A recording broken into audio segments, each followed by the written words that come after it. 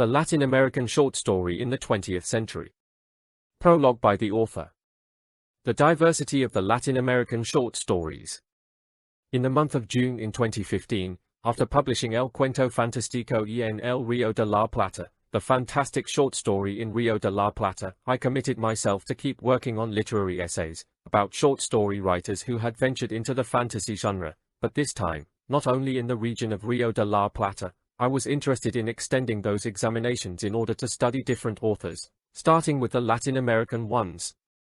About the writers from my country, I had already worked on El Almohadón de Plumas, The Feather Pillow, by Horacio Quiroga, a short story about the unexplainable death of a woman after being attacked by a strange animal that lives in a pillow. I also had published 2 studies about Felisberto Hernandez, one about the upholders and the detractors of his works, and another which approaches a literary analysis of the short story Moobles, El Canario, The Canary, Furniture Shop, a wonderful narration in which, in a very fantastic way, makes a ruthless critic to the media in service to the commercial advertising.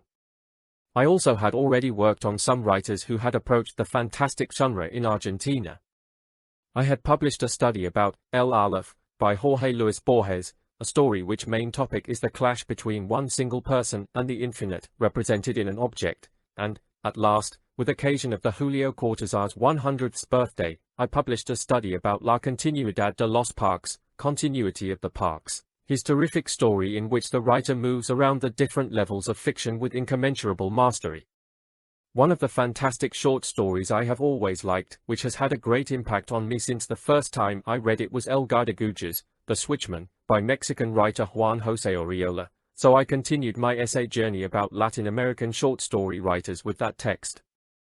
The Switchman is a story that allows a multiplicity of interpretations, some more evident than others, but there we can appreciate a satire about the Mexican railroad system, a critic to dehumanizing mercantilism, an allegory about the fate of mankind, an absurd look to some political systems and social institutions, a great work indeed. After working in the story of Oriola, I decided to change my primary plans. I would no longer continue to look for stories with fantastic characteristics throughout the American continent, but I would choose the stories that I considered the best or more representative of each country. I realized that I would have chosen the foretold stories and put them in a selection of the best Latin American short stories of the past century. If I reduced my search specter only to those stories which held fantastic characteristics, I would be taking the risk of choosing stories of a minor quality because, as I expressed in the prologue of the fantastic short story in the Rio de la Plata, that characteristic was more intense in the Rio de la Plata than in the rest of Latin America. Thus, I decided to change the main project, which was writing a big essay about the fantastic short stories in Latin America, a job very unlikely to be finished, if you ask me, to a more ambitious and subjective one, writing a work about the best short stories and short story writers in Latin America in the 20th century. Now that the work is complete, I see that it can be divided into 4 thematic blocks, something that wasn't initially planned. We have the block concerning the aforementioned 5 stories. A second block consisting in short stories about the teenager world. These tales are Clandestine Happiness by Clarice Lispector, a story about evil, moral suffering and the humiliation of a young girl in the hands of a girl from her same school, Dia Domingo, on Sunday, by Mario Vargas Llosa, a short story about the clash between 2 young boys for the love of a girl. In the end, we'll approach Un Regalo para Julia, A Gift for Julia, by Francisco Maciani, which shares the teenager thematic with the other stories, but focuses in the insecurities and uncertainties of the aforementioned period of the life. The third block consists in only 2 short stories, which axis is the Guerra del Chaco, Chaco War, a war that faced Bolivians and Paraguayans between 1932 and 1935. One of these tales is La Excavation, The Excavation, by Augusto Aoe Bustos, a tale that narrates the agonic struggle of a man trying to achieve his freedom, in which he references both the internal Paraguayan wars and the mentioned Chaco War. The other short story in this block approaches the other side of the war, from the Bolivian side. I am talking about a story named El Pozo, The Well, a short story about the despair and hope of a group of Bolivian soldiers who protect a barren well in which they try to get water from, uselessly, but for which they are willing to give their lives if necessary, in a totally useless war, like the Chaco War itself. Finally, in the 4th and last block of studied short stories, we will take a look into the works of 3 authors with an own characteristic voice that makes them different from the rest of the other writers. Here we will see Sensini, probably the most recognized and representative story by Roberto Bolaño about literary creation and literary contests. It is a text which unveils the struggling reality that exiled non-consecrated writers have to coup in the small town's literary contests, which is not glory and recognizement, but just an economical relief that allows them to ease their daily needs. Another author with an own voice, that we can appreciate in this block of arbitrary classifying I decided to establish, is Gabriel Garcia Marquez. From the Colombian author, I chose to analyze a tale titled Un Día de Estos, One of These Days, included in his first short stories book Los Funerales de la Mamá Grande, Big Mama's Funeral. It is a tale that shows a truce established in the ideological conflict between the people, represented by a dentist, and the government, represented by a mayor, and the reversion of roles in which the people, at least for a short moment, impose their rules. The last text in this block is Un Hombre Muerto a Puntapiés, A Man Dead by Kicks, written by the best Ecuadorian short story writer ever, Pablo Palacio.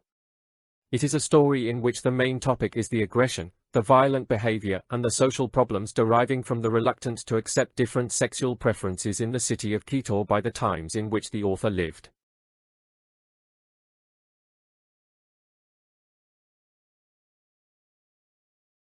Horacio Quiroga. The Feather Pillow.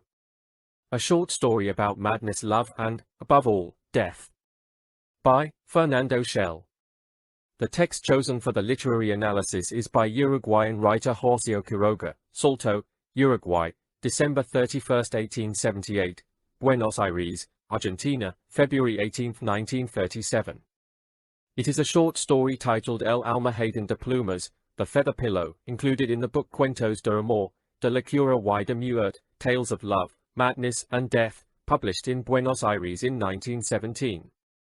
The main topic in this story is the unexplainable death of Alicia, the protagonist, victim of a strange animal that lives in her feather pillow. The other 2 topics seen in the title of the book, love and madness, present in the story, but just in a supporting way.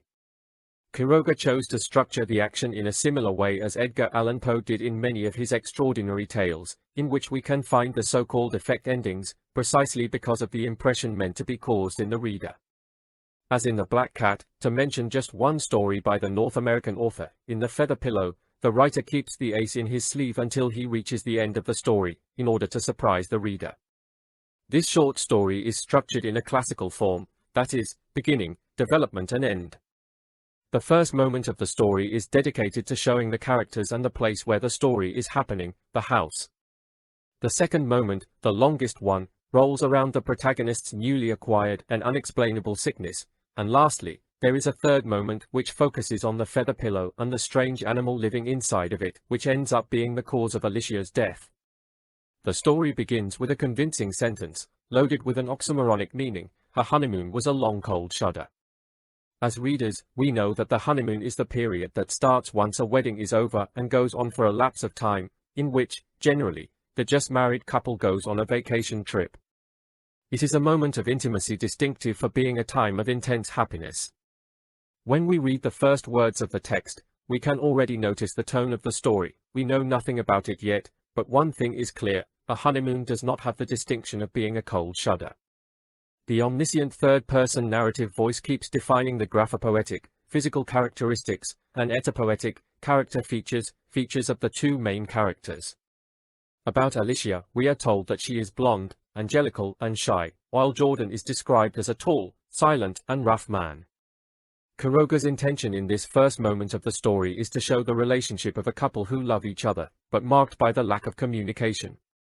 We are told that Alicia loves Jordan a lot and that he loves her very much as well, but that Alicia somehow feels scared in front of the rigid presence of her husband. She is not even able to look at him in the eye, and Jordan, in his muteness, is unable to let his feelings known. With the description of the house, the physical place where the events are going to happen, the writer tries, and succeeds, to get the attention of the reader to different interpretations of what will happen to the protagonist. The house is said to be hostile and described as a haunted, cold and abandoned palace which has an influence on the psychological aspect of the protagonist. In the planning of the tale, Quiroga knows beforehand the way and the circumstances in which Alicia is going to die, but he has to create some transitory interpretations for the readers about the facts happening during the reading, so, when the truth about Alicia's sickness comes out and the real cause of her death is revealed, there is a total surprise. In that vein, it's logical to think that Alicia's shudders, that will end up being a strange sickness, are caused by the circumstances around her, like being married to a not very communicative man and living in isolation in that weird house, giving up her sensitive woman's dreams. When the narrator says that, it is not strange that she grew thin, the first reference to a probable illness, we are not surprised, even if at this point, we are too far to know the real cause of it. The illness of the protagonist began as a simple flu, but it becomes bizarre as she is not getting over it, and her health keeps declining. The part in the garden, in which Jordan caresses Alicia's head and she starts crying, is very significant. This is the only moment in the story where Jordan has a love gesture towards his wife, and the emotional distance is broken for a moment. It is understandable that the protagonist starts crying, and her attitude of letting herself be protected, it was the attitude of Jordan what let Alicia show her feelings, which she was holding back because of her husband's character. Jordan's doctor, on his haste to solve this, yet unexplainable situation, gives orders that take Alicia to a vertiginous road to death. When he does not find an explanation for his patient's weakness, his only advice is to rest, and it's precisely resting, lying in bed, that is draining Alicia's life. Of course, we are not suspicious about it, and we even see the doctor's advice as something logical, because he, with his scientific mind, is just trying to ease his patient's pain, even if he does not know the real cause of it. All the pieces of the puzzle fit when the real cause of Alice's illness is revealed, when the strange animal living in the pillow shows up. Only in the last gasp of the story are the loose ends tied, and do we understand the reason for which Alicia's health was getting worse all the time, why the sickness was linked to her blood, she was anemic, and why her life was being drained drop by drop. But as mentioned before, we can see how Quiroga structured the tale in a way in which he plays with our uncertainty and keeps the surprise for the end, achieving his initial purpose. We also find other two significant parts in this second moment of the narration that deserve to be carefully analyzed. First, there's Jordan's attitude towards his agonizing wife, and second, her hallucinations. In different tales, Horacio Quiroga plays with symbolic elements that somehow refer to death, more specifically, to the ceremonies surrounding it. For instance, he does it in his tale A La Deriva, Adrift, in which it is inferred the walls surrounding the Parana River enclose him in a way resembling a funeral. We cannot help but see, in this metaphor, the death of Paulino, a death that soon be well accomplished, but at the moment goes on in his deathbed adrift. In the feather pillow, the funerary ritual that Jordan is living is totally clear, even if Alicia is still alive.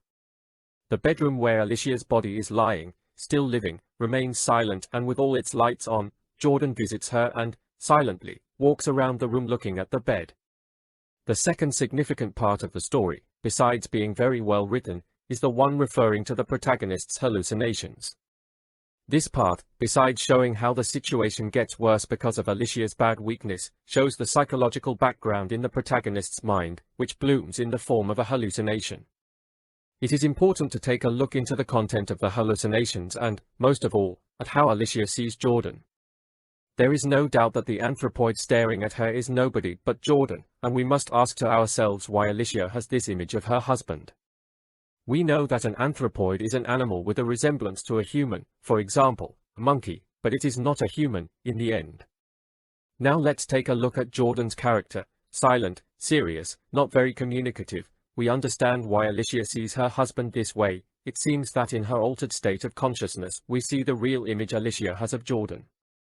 This second moment of the internal structure of the story, the longest one, finishes with the narrator summing up some aspects of Alicia's illness, but also incidentally naming the object that will end up being the center of the attention of this story's end, the pillow.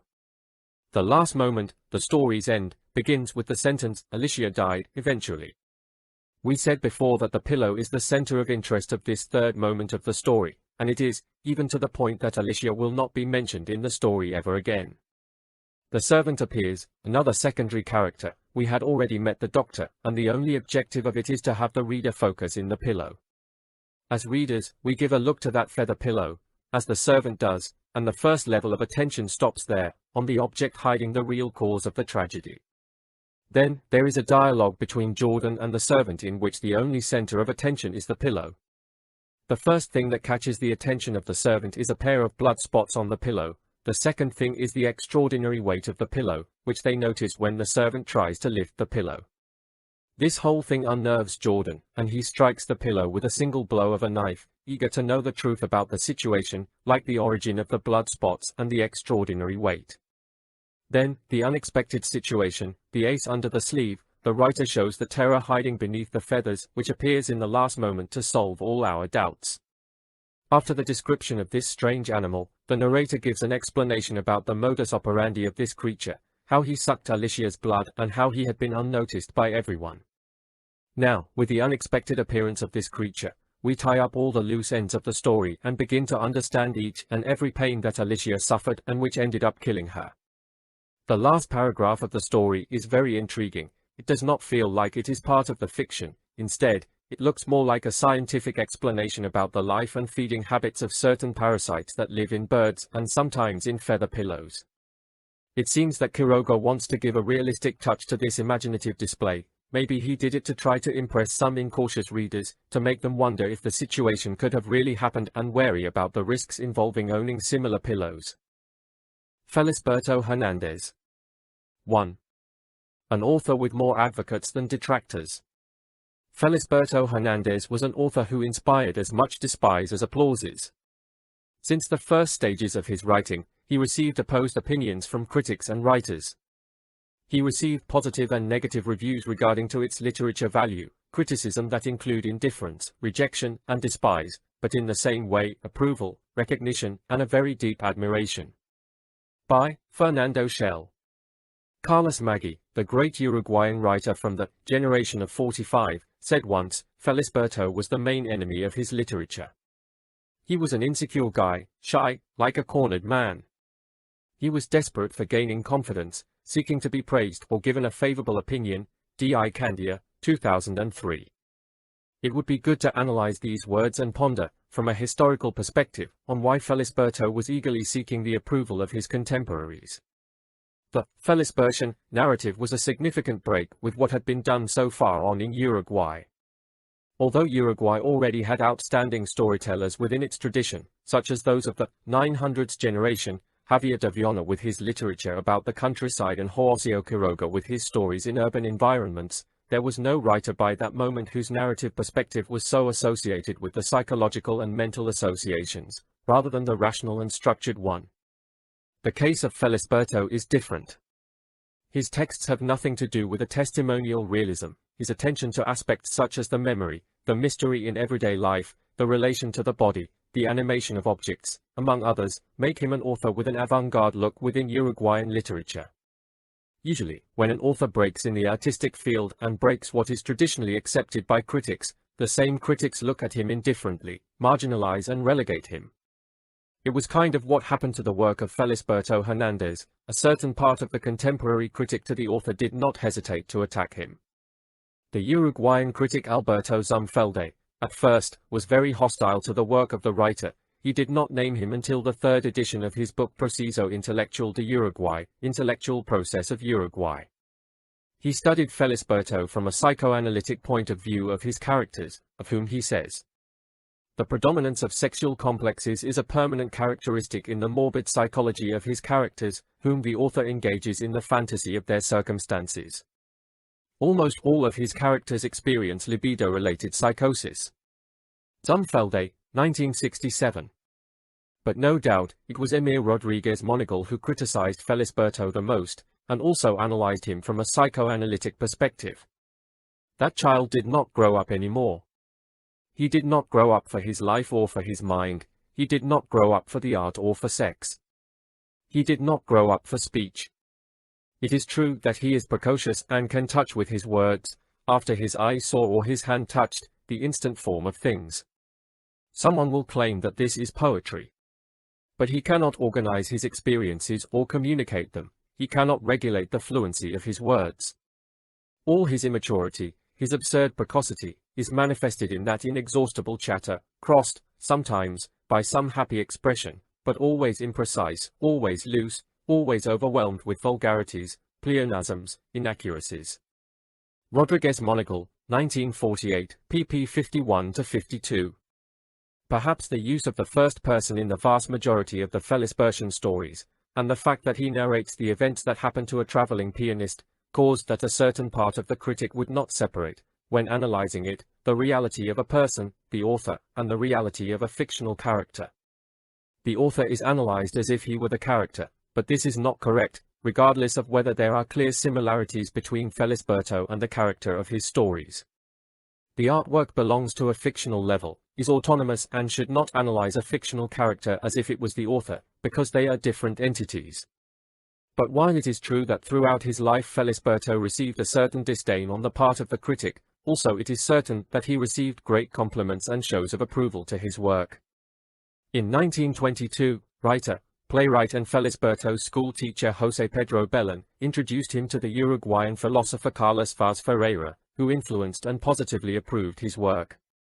The famous and humble first four Felisberto Hernández's books, known as Los Libros sin Tapa, Fulano de Tal, 1925, Libro sin Tapas, Book Without Covers, 1929, La Cara de Ana, The Face of Anna, 1930, and La Envenenada, The Poisoned, 1931, managed to have a positive opinion not only from the philosopher, but also from other writers and intellectuals of his time.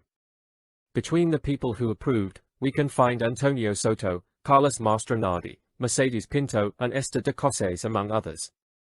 Regarding the influence of Vaz Ferreira, Nora Giraldi de Icas said, "From the philosophical point of view, all of Hernández's work can be assimilated to some of the fundamental pillars of the so-called philosophy of life, in which the thought of Vaz Ferreira is inscribed." Giraldi de Icas, 1975. On July 31, 1935, a tribute was paid to Felisberto in the 8 Neo-Cultural Institute in Montevideo, where the writer Esther de Cosses, the artist Joaquín Torres Garcia, and the literary critic Alberto Zumfelder talked about Felisberto's work. The support of Joaquín Torres Garcia to the work of Felisberto was also seen in the year 1942 on the occasion of the publication of Felisberto's book, titled Por los tiempos de Clemente Colling, by the Times of Clemente Colling. This fundamental book was the winner of the Premio Ministerio de Instrucción Pública, Ministry of Public Instruction Prize, which was sponsored by 13 personalities among whom Garcia was. The following words can be read at the beginning of the book. A group of Felisberto Hernández's friends edit this novel, in recognition of the vast work done by Wright for this country, and his quality as a composer, concertist, and writer. Hernández, 1942. The friends referred are Carmelo de Arzadam, Carlos Benvenuto, Alfredo Cosses, Spencer Diaz, Luis E. Gil Salguero, Sudi Mesa, José Palladino, Julio Palladino, Yamandu Rodriguez, Clemente Ruggia, Ignacio Soria Gauland, Nicolas Tedesca, and Joaquín Torres Garcia. Around that time, the Uruguayan French poet Jules Supervielle wrote a consecration letter. Felisberto added this letter. It in the final pages of his book appeared in 1943, El Caballo Perdido, The Lost Horse. In that letter, Supervielle makes a reference to the impact that caused on him having read by the Times of Clemente Colling. The letter goes, "I have had so much pleasure on reading you, on getting to know a really innovative writer who reaches beauty and greatness just by being humble in the matters of writing. You reach originality without looking for it, just for a natural inclination to intellectual depths. You have an innate sensitivity towards stories that someday will become classics. Your images are always meaningful and fulfill the need of getting engraved in the spirit. Your narrative contains pages worthy of being featured in rigorous anthologies. They are absolutely admirable, and I congratulate you with all my heart for having given us that book. Thanks also to your friends who have had the honor of editing those pages. Yours, Julio Supervielle, Hernández, 1943. In addition to supporting, recognizing and spreading Felisberto's work among intellectuals and writers of the time, Supervielle became very important in the life of the Uruguayan storyteller. As Councillor Minister in charge of cultural affairs in the Uruguayan embassy in Paris, in 1946 Felisberto obtains a scholarship granted to him by the French government. The stay of Felisberto in France lasted for 2 years. The positive reviews and the praise to the work of Felisberto Hernández happened throughout his life and increased notably after his death.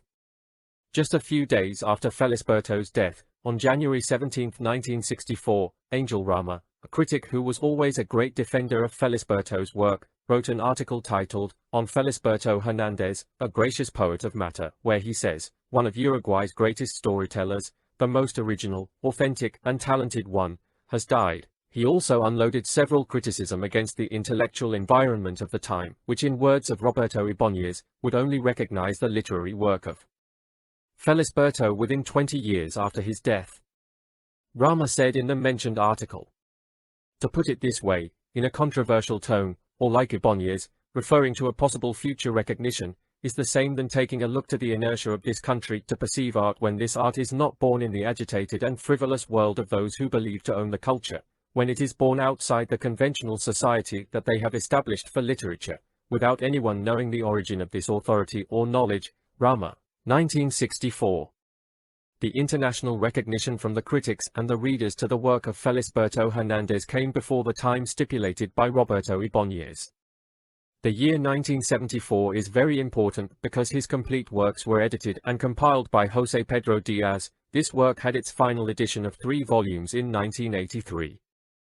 On March 31, 1974, in the city of Buenos Aires, Argentinian writer and journalist Tomás Eloy Martínez wrote an extensive article in La Opinion's cultural supplement titled, Nobody Should Forget Felisberto Hernandez, where he told details of the writer's final stage of his life, and then continued with a complete biography that approached both the Felisberto's personality and some features of his work.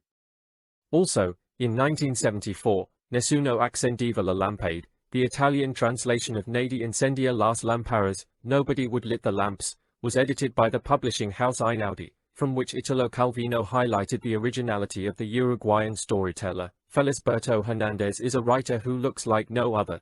He does not look like any of the European nor any of the Latin American writers. He is an irregular who escapes all classification and all framing. Calvino also states, the author has come to conquer a place among the specialists of the Hispanic American fantastic story. Calvino, 1974. In 1981, the Ayacucho Library published an edition titled Felisberto Hernandez, Novellas and Stories, in which came a famous letter by Julio Cortázar. In this letter, Argentinian writer expressed his deep admiration and affection for Felisberto Hernandez, telling how he was dazzled by tales like El Acomodador, The Usher, and Menno's Julia, except for Julia, and expresses, I wonder if many of those who ignored or forgave your life then, and still, were not unable to understand why you wrote what you wrote and especially why you wrote it like that. Cortázar, 1981. He described Felisberto as the Eleatic of his time for not accepting the logical categories imposed by the tradition, and also said that all the wonders and darkness of the world are present in La Casa Inundada, the flooded house. There are many and very different writers who both in life and after the death of Felisberto supported his work.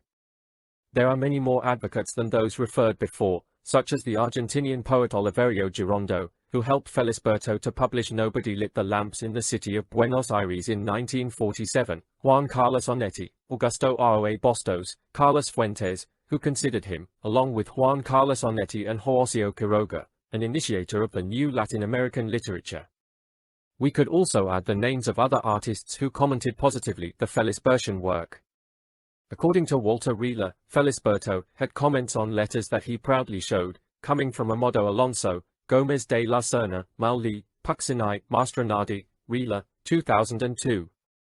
In 2002, a tribute was paid to Felisberto Hernandez at the Autonomous University of Mexico, on commemoration of the centenary of his birth. It began with a telegram from the Colombian Nobel Prize winner Gabriel Garcia Marquez in which he recognized that if he had not read Felisberto, he would never have become the writer that he was. Felisberto Hernandez. 2. The fantastic strangeness of daily life. An original, unstructured, self-fictional, strange, highly humoristic narrator. A writer who writes like no other, the fantastic Felisberto. In this article, stages and characteristics of his work, along with a literary analysis of his short story Moobles, El Canario, The Canary, Furniture Shop. By Fernando Chelle. In the last issue of Vada Nuevo magazine, we found the first part of a study on the works of the Uruguayan writer Felisberto Hernandez. The objective of the mentioned article was to analyze the reception of Hernandez's works among literary critics and writers through history. In this article, you will find an analysis on the different stages of his works and its main characteristics, as well as an analysis to one of his most famous stories, The Canary, Furniture Shop. The literary works of Felisberto Hernandez can be divided in 3 stages. A. Initiation, from his first 4 books, Fulano de Tal, 1925, Libro sin Tapas, 1929, La Cara de Ana, 1930, and La Envenenada, 1931. B. Maturity, a stage that includes Por los tiempos de Clemente Colling, 1942, and El Caballo Perdido, 1943. C. Final stage, which includes the rest of his works, Tierras de la Memoria, published after his death in 1965, Nadie Incendia las Lamparas, 1947, Las Hortensias, 1949, Y la Casa Inundada, 1960. To this classification in stages, we must add other works and fragments that belong to other periods which were published in a posthumous way, in Diario del Sinvergüenza, Diary of a Shameless Man, and Ultimas Inventions, Last Inventions published by Editorial Arca in 1974.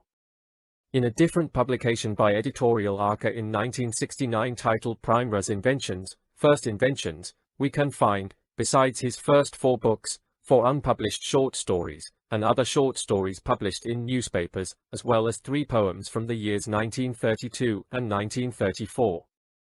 Felisberto had an incursion in the lyric genre, as well as in the drama. He wrote short plays, but Felisberto did not keep working those genres. Characteristics of the work of Felisberto Hernandez. The first thing we notice when we face any of Felisberto's works is the fact that we are in front of an original narrator, whom stories do not follow the traditional tracks of narrative organization. His stories seem to lack a solid structure to hold them. They are built through the association of ideas and motivations, and most of them do not have a concluding end. The internal atmospheres of his tales are strange, the objects seem to have a life of their own, the parts of the body seem to be independent, reality meets fantasy, and everything is expressed with a simple and colloquial language with big doses of humor. In his stories, we can also remark the repetition of the topics or motivations, specifically, the events that occur to a traveling pianist. It is very important to note that the narrative material worked by Felisberto was mostly taken from real life. In most of his stories, we can say there is a very strong self-biographic component, because Felisberto was a traveling pianist himself, who roamed around small cities inside Uruguay and Argentina playing concerts. Hernandez found a way to use his reality as a source of inspiration for his literature. He took historical elements and turned them into literary elements from a retrospective view where the memories play a key role. The memories of those little cities and towns, with their humble theaters, trading places, and parks, can be found in his tales. You will never find a precise identification of a determined place, for example, the action in stories as El Balcón, the balcony, and El Cocodrilo, the crocodile, might as well happen in Rocha or in Florida, as well as Mercedes, just to name 3 similar cities to those in which Felisberto published his first works. Maybe, the easiest place to identify can be found in Por los tiempos de Clemente Colling, where the manners of the zone of El Prado in Montevideo and the route of the 42nd tramway are recreated, but even this determined place works in function of the evocation, and does not answer the need to recreate geographical or historical aspects, because the interest point of this story are the characters' memories. This notorious self-biographic component in Felisberto's works can be named self-fiction. It's linked directly to the style the author decided to give his stories. We only can see a third-person narrator in a few of these stories. The vast majority of his stories are told using a first-person narrator. This characteristic gives his stories a sober, colloquial, informal tone. Felisberto did the transmutation of the historical elements into literary elements with total simplicity, using everyday words, direct and easy to understand, leaving aside the more complex and rhetorical ones. This conversational style, not typical of the academic circle, was one of the main targets where the critics attacked his works, accusing him of having a limited vocabulary. Maybe these critics, used to their own stylistic parameters, were not able to appreciate the use of an adequate vocabulary for the tone of Felisberto's stories, characters, and situations, which gives the reader a clear feeling of naturalness and spontaneity. Linked to the first-person voice, the narrated stories always refer to the narrator's own time, just the same way it happens with space. The time in the Fellesbertian narrations is typically undetermined. We know, for the use of certain grammar tenses, that the foretold stories happened in the past. Some stories refer to facts, places, and characters that Felisberto seems to have taken from his childhood and others from his mature age, but in the regular evocations in his stories, the time seems to dilute, and the events in his stories are just events that happened before the moment of the narration. One of the most noticeable characteristics in the literature of Felisberto is a small dose of humor. Humor, comedy, as Calvino said, transfigures the bitterness of a life knit of defeats. Humor, in the works of Felisberto, allows absurdity of certain situations, dissolving events that otherwise might be considered distressful or painful if they were given a different literary treatment. Vital situations, as those faced by the protagonists in The Crocodile or The Canary, Furniture Shop, are not humoristic per se, they are quite the opposite. Humor becomes the vehicle that allows transit in a path of confusion and discomfort. Another particular characteristic in Felisberto's narrative is the treatment given to objects and the parts of the body. In By the Times of Clementi Colling, the narrator character says, "During that time, my attention stopped in those things in the background." This implies a different look on things, where he tries to unravel its mysteries, its secret and unexplainable functionality from a rational point of view. In these stories, objects seem to have their own life, to have a persona, and are not just there for the utilitarian use that mankind gives them. Something similar, but in an inverse way, happens to the parts of the body which are treated like mere objects. There is a not so common look on the human body, and its parts seem to be autonomous objects with a life of their own. We can perceive this in many stories, but this perk is more noticeable in Diary of a Shameless Man, where the narrator has a dialogue with his own body. We can see how this Felisbertian world establishes a very strange link between unanimated things and living beings turned into objects. Fantasy. To put it very briefly, we say fantastic literature are those stories that show events that the reader cannot explain, recurring to interpretations that start from a possible reality. The fantastic story shows the reader some strange, surprising event in the midst of circumstances that can be called normal. Facing this, the reader may feel doubts, uncertainty, and surprise, but he must accept what is being told possible in the fiction, even if these events are unexplainable from a rational point of view. There has been a lot of discussion by critics and writers about including or not the literature of Felisberto Hernandez within the fantastic genre. Some of them do not hesitate to call it fantastic, others accept the qualification, but with certain restrictions, and there are those who definitely refuse to place him within this category. I believe that the problem here lies in the traditional eagerness, not only by critics, of wanting to match works of art to models, schools, or canonical tendencies. This classificatory intention can be very useful in establishing similarities and differences between certain artistic manifestations, but we must understand that works are independent expression of certain molds. Apart from this, we cannot refer to the whole of Hernandez's work as belonging or not to the fantastic genre. There are some stories that undoubtedly have the characteristics that critics like Todorov attribute to the fantastic genre, and we also find other stories that definitely cannot be classified into this genre. In a great number of his stories, Felisberto Hernandez gives way to fantasy in the middle of situations that can be described as normal, real, plausible. Fantasy, in some of these narrations, is created with the same elements that make up the real world, which is approached in a different way. Felisberto generally introduces strangeness and fantasy in his texts using expressions or linguistic twists. For example, in that moment many things happened, it happened that, without it being a relationship of cause and effect between what was happening in the narration and what is going to happen next. Literary analysis. The text chosen for a literary analysis is The Canary, Furniture Shop, text included in the book Nobody Lit the Lamps, published by Editorial Sudamericana in Buenos Aires in 1947. The central topic of the story is the media invasion in favor of advertising, and the way it affects the privacy. When I wrote about the characteristics of Felisberto's works, I said that his stories do not follow the traditional narrative organization. I also said that his stories lack of a solid structure holding on them, and they are built through the association of ideas and motivations that, in the end, do not show a concluding ending. This is exactly what happens in The Canary, Furniture Shop. When we analyze this work trying to determine his internal structure, we face the difficulty implied in separating unerringly the different moments that form the story. Anyway, in this short story we can appreciate a succession of chained events that are shown in a non-fluent way, and I will try to show the links of that chain. The first moment of the story happens when the main character of the story is coming back to his city and becomes the victim of an unusual, surprising and weird event, as he gets a substance injected in his arm without his consent. We can determine a second moment, remember this is just for analysis purposes, and which begins when the character gets down the streetcar. The inner thoughts of the protagonist become the center of interest of this segment, the reflections about what just happened and the beginning of the weird and fantastic events that he suffered.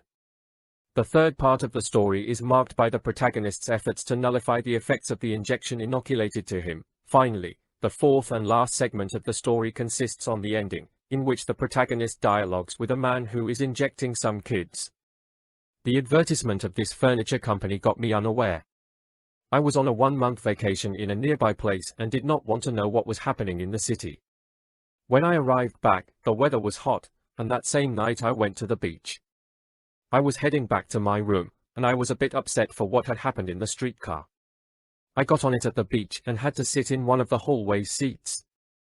As the weather was still very hot, I had my coat on my knees and my arms were receiving the air, because I was wearing a short-sleeved shirt. The beginning of the story is abrupt. There is no introduction to place the character in a specific time or place before the action, we only have the words of the protagonist narrator. The first sentence of the story is very important, because it tells two things: on one side, the main theme of the story, advertisement; on the other hand, the attitude of the guy towards this advertisement, because the protagonist says, the advertisement got me unaware, at which we might understand that there is a way to be aware of the siege of the advertisement. We may find in this segment an implicit criticism towards the invasion of the media in the service of advertisement. The main character's will was not to know in this city because he was on vacation in a nearby place. Here we can appreciate, as I had told before, that there is not a precise identification of the places where actions take place. The place where he was on holiday was just a nearby place. If we take a look to the use of the tenses, we can appreciate that this homodiegetic narrator is talking from the future. The advertisement of this furniture company got me unaware. This is another Felisberto's characteristic. We had already pointed, the story he is telling belongs to the past, already happened. The main character says he went back to his room, not his house, and this is very meaningful. Remember when we talked about the strong self-biographical element in the works of Felisberto? Well, as a traveling pianist, he used to sleep in rooms of small hotels, which names are often referenced throughout his works. This seems to be one of those cases. But let's take a look on what happened in the streetcar. The main character sits in one of the hallway seats, with his coat on his knees and his arms in the air. The writer prepares the terrain for the events about to happen. Among the people around the hallway, there was one person who suddenly said to me, "Excuse me, please." And I quickly answered him, "Take it." But not only hadn't I understood what was going on, I also got afraid. Many things happened in that moment. First one of them was, even before he had not finished asking for my permission yet, before I had finished answering him, he was rubbing my naked arm with something cold that I do not know why, thought was saliva. And when I just had finished saying, "It's yours," I felt the sting and saw a big syringe with some letters. At the same time, a fat lady in a different seat said, "Go ahead." I must have done an abrupt movement with my arm because the man with the needle said, "Hey, I'll end up hurting you, just hold on." He was soon handling the syringe while the other passengers who had seen my face were laughing. Then he began to rub the arm of the fat lady while she looked at the operation with complacency. Despite the needle was big, it could throw just a small squirt with a spring stroke. Then I was able to read the yellow letters along the tube, the Canary Furniture Company. I was too embarrassed to ask what was it about, and I decided I would know the next day by the newspapers. There is a dialogue between the man who injects the passengers and the protagonist, and we, as readers, become some kind of standing witness of the scene going on. When the protagonist says, "Go ahead," he is not allowing the man to inject him. The protagonist probably thought that the man was asking him for a space so he could pass to a seat. He ignores these new advertisement strategies. With the sentence, "Many things happened in that moment," Felisberto begins to tell the absurd events that lead to fantasy. There is a contrast between the attitude of the protagonist and the attitude of the other passengers, which seem to know beforehand the advertising methods used by companies. On the other hand, the protagonist feels baffled, astonished, and scared by the events. Let's take a look at the different attitudes. For example, the protagonist makes a sudden movement with his arm, in total ignorance of what is going on, even taking the risk of getting hurt, while the fat woman, knowing the methodology, watched the operation with a pleasant look. The fat woman's attitude towards the facts is comical, but it is precisely that humorous treatment that Felisberto gives to the story which allows him to continue to tell about an absurd situation as if it were something normal. If we wanted to give the story a symbolic reading, we could see the tram as a representation of society and its behavior towards the arrival of a consuming society, marked by the omnipresence of different forms of advertising. In that reading, the protagonist is the exception, a stranger in the middle of smiling and alienated passengers adjusted to the social parameters. The fact of being the exception, apparently the only one who does not understand the situation, leads the character to feel ashamed, instead of encouraging him to ask what is it all about. But as soon as I got off of the tram I thought, it won't be a strengthener, this must be something that leaves visible consequences, if it is really an advertisement. However, I did not know for sure what it was about, but I was too tired and I became obstinate about not thinking about it. Anyway, I was sure that doping people with any drug was not allowed by law. Before falling asleep, I thought that, in the best of cases, they had wanted to produce a feeling of well-being or pleasure. I was still awake when I began to hear inside of me the tweets of a little bird. It did not have the quality of a remembered sound, neither the sound that comes from the outside. It was not normal, like some brand new sickness, but it had an ironic hue, as if the sickness was feeling happy and would have started to sing. When I mentioned fantastic literature, I said that it shows a fantastic happening to the reader, a strange event, surprising, amidst circumstances that can be called normal. You just have to take a look to the events that the main character suffers, without any explanation, to classify this story in this genre. Even if the protagonist is not among the general alienation of the people inside the tram, the social parameters do not cease conditioning him, because he is ashamed of being different anyway, of dissenting with the majority of the people, and, instead having a somehow precise reaction, he waits until he has got off of the bus to make hypotheses, some of them supernatural, about what just happened. Having read the words "the canary, furniture shop in the syringe" is what makes the protagonist suppose that it is some kind of advertisement, but he cannot conceive that an advertisement does not leave visible marks. He will soon begin to feel the real consequences of this injection. The sentence, "Anyway, I was sure that it was not allowed to dope the people with any drug," is very meaningful to me, because it is loaded with irony. Because, we must ask to ourselves, what are the limits for the advertisement invasion in a consumer society? What do drugs generate, and what does consumerism generate once advertisement has invaded the mind of the consumers? Both things generate a necessity, a desire, and finally a dependency.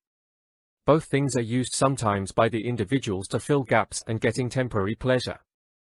The fantastic event begins just the moment before the main character falls asleep, when he begins to hear the tweet of a bird inside of his head. This event is deeply strange, but we as readers must accept what we are being told as possible inside this narrative fiction, even if it appears to be an unexplainable event, from a rationalist point of view.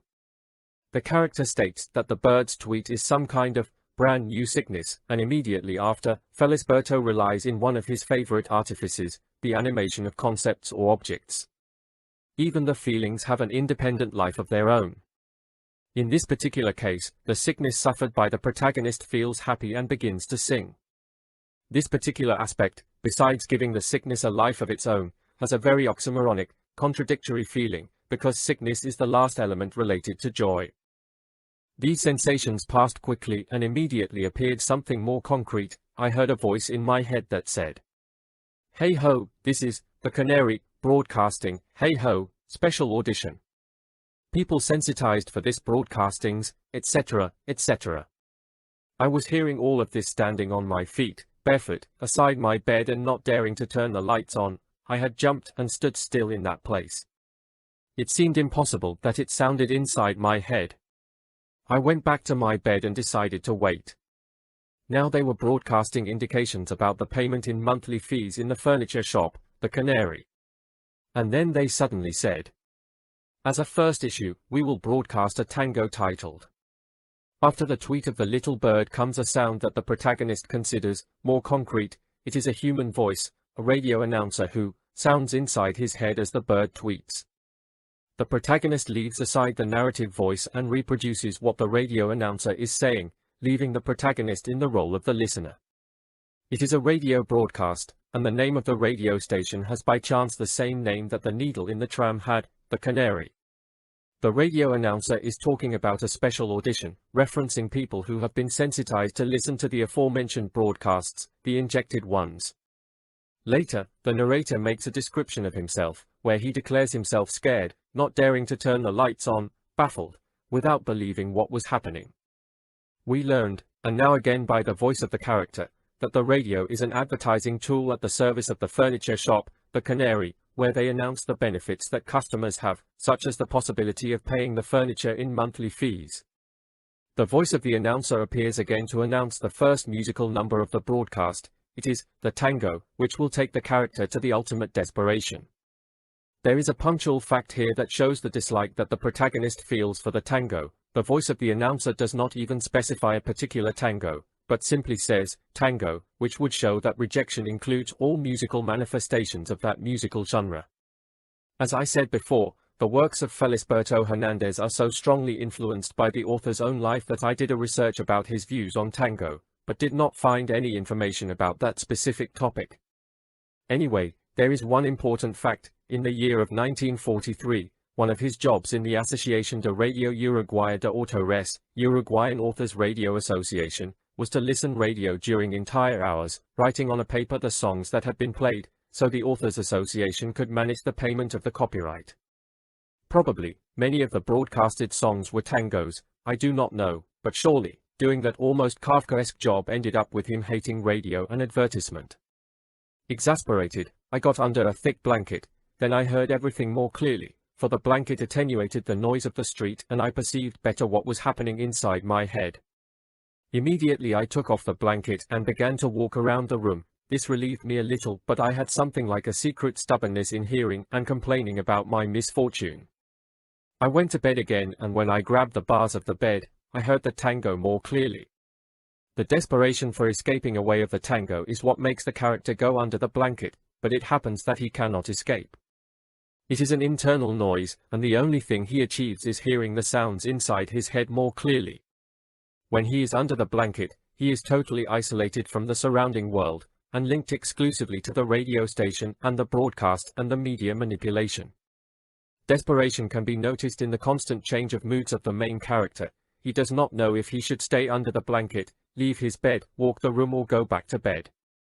There is a paradoxical situation. Even if the character is suffering having to hear the broadcasts, he wants to hear it and complain about his misfortune.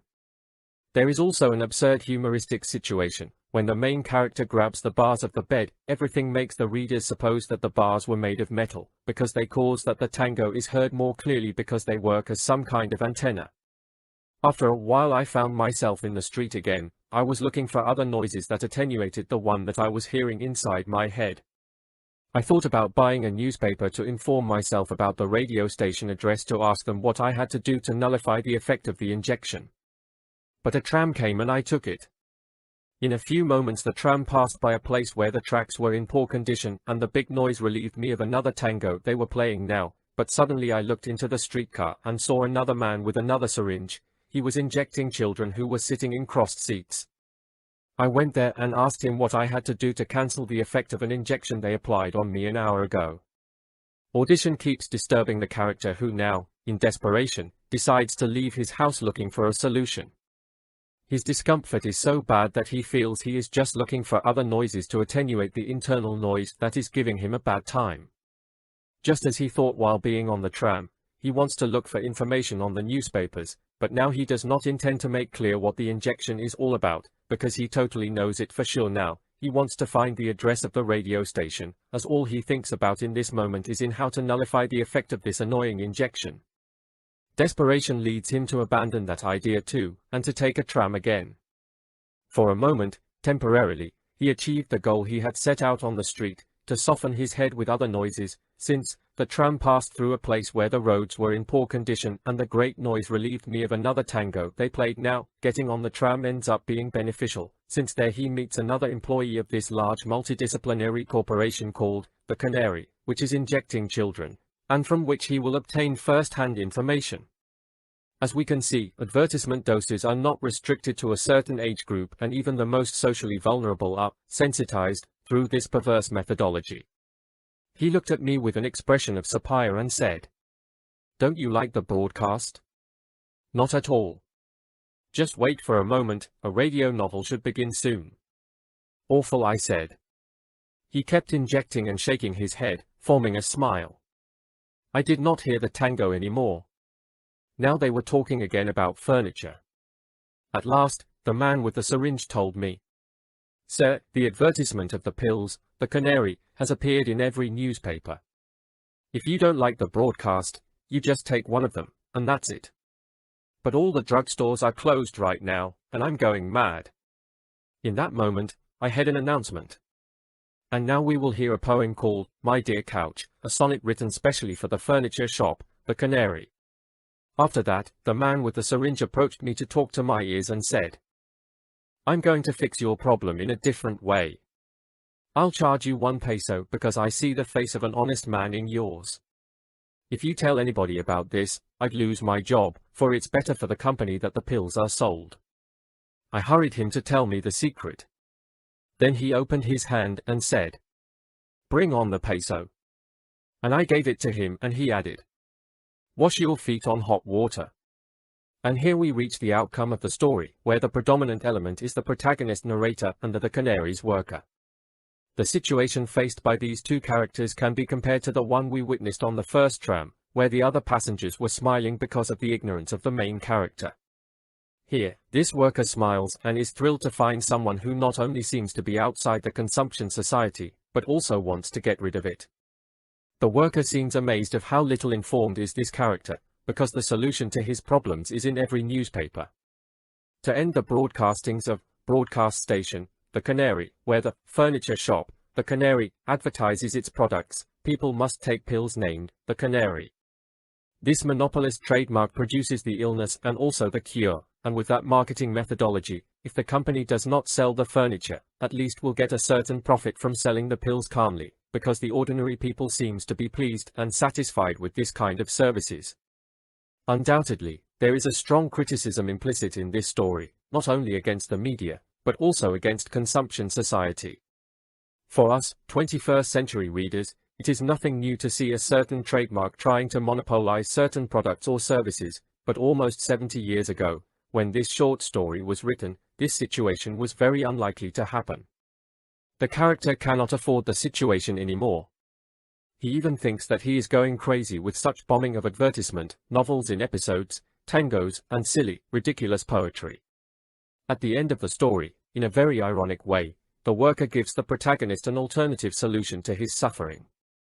Irony can be seen in the fact that the employee of the Canary talks about honesty at the same time that he trespasses his functions.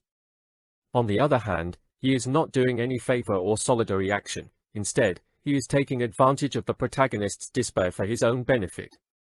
Once the character accepts the fraudulent transaction for the agreed fee, the words of the worker that contain the cure, the solution, the ultimate exit to his calm, wash your feet on hot water. It is a typical feature on Felice Persian stories. The ending is not conclusive and seems abrupt. We don't know which of the possible options the main character is going to choose to end his misery, if he will fall on the trap of the monopoly built by the Canary buying the pills, or if he will choose the hot wash. As a conclusion, the Canary, furniture shop is a fantastic short story, completely anchored in a recognizable reality which allows us to enjoy, feel, and live the story. The topic has an amazing validity. Nowadays, more than ever, we should be prevented of the advertisement and propagandistic attacks, maybe in a different way than the protagonist suffered, but in an omnipresent way in our daily lives. Business monopolies are not new for us, 21st century readers, and neither are visual and noise pollution in our daily spaces. Advertisement is not exclusive from the TV, radio, newspapers, magazines, or spam mails. It can also be found on the street corners, delivered by promoters, in the mailboxes of the buildings, in the cinemas, in the shopping malls, and basically any place where there are potential consumers. Sad thing is, our reality lacks of these kinds of solution that are present in the fiction, and these problems are not solved with a hot water feet wash. Jorge Luis Borges. The Aleph. The Infinite Multiplicity of the Universe. With excerpts of the translation by Norman Thomas Di Giovanni in collaboration with Borges, MIT. A look into a paradigmatic short story by Jorge Luis Borges. Many literary critics consider this story one of the best fiction works in the whole 20th century. By Fernando Chelle. The text chosen for analysis in this literary article belongs to Argentinian writer Jorge Luis Borges, Buenos Aires, Argentina, August 24, 1899, Ginebra, Switzerland, June 14, 1986. It is a short story named El Aleph, the Aleph, considered one of the best fiction works in the 20th century by a part of the whole world's literary critics. The story was first published in the Revista Sir magazine, in the year of 1945, and was later part of a homonymous book published by Editorial Emis in Buenos Aires in 1949. This paradigmatic short story is the final one in a book that contains 17 stories, each one of them, in their own way, are about a particular set of things, about some catalogue, and every story has the most recurrent topics of the Argentinian writer: time, death, the search for knowledge linked with curiosity, Kabbalah, labyrinths, libraries, references to different universally canonic literary works, the inability of mankind to face the eternity, the universe, gods, luck. The story takes the name of the mathematic symbol, Aleph number, the number that symbolizes the size of infinite sets, and represents the infiniteness of the universe, according to the Kabbalistic mystical doctrines. Mystical Jews see the first letter of the Hebrew alphabet as the spiritual root of all the letters, a letter that contains all the others, thus containing all the elements of the human language. According to this tradition, the letter, Aleph, is a symbol of the universe and God's will, as it was the only letter that mortals heard directly from the voice of God.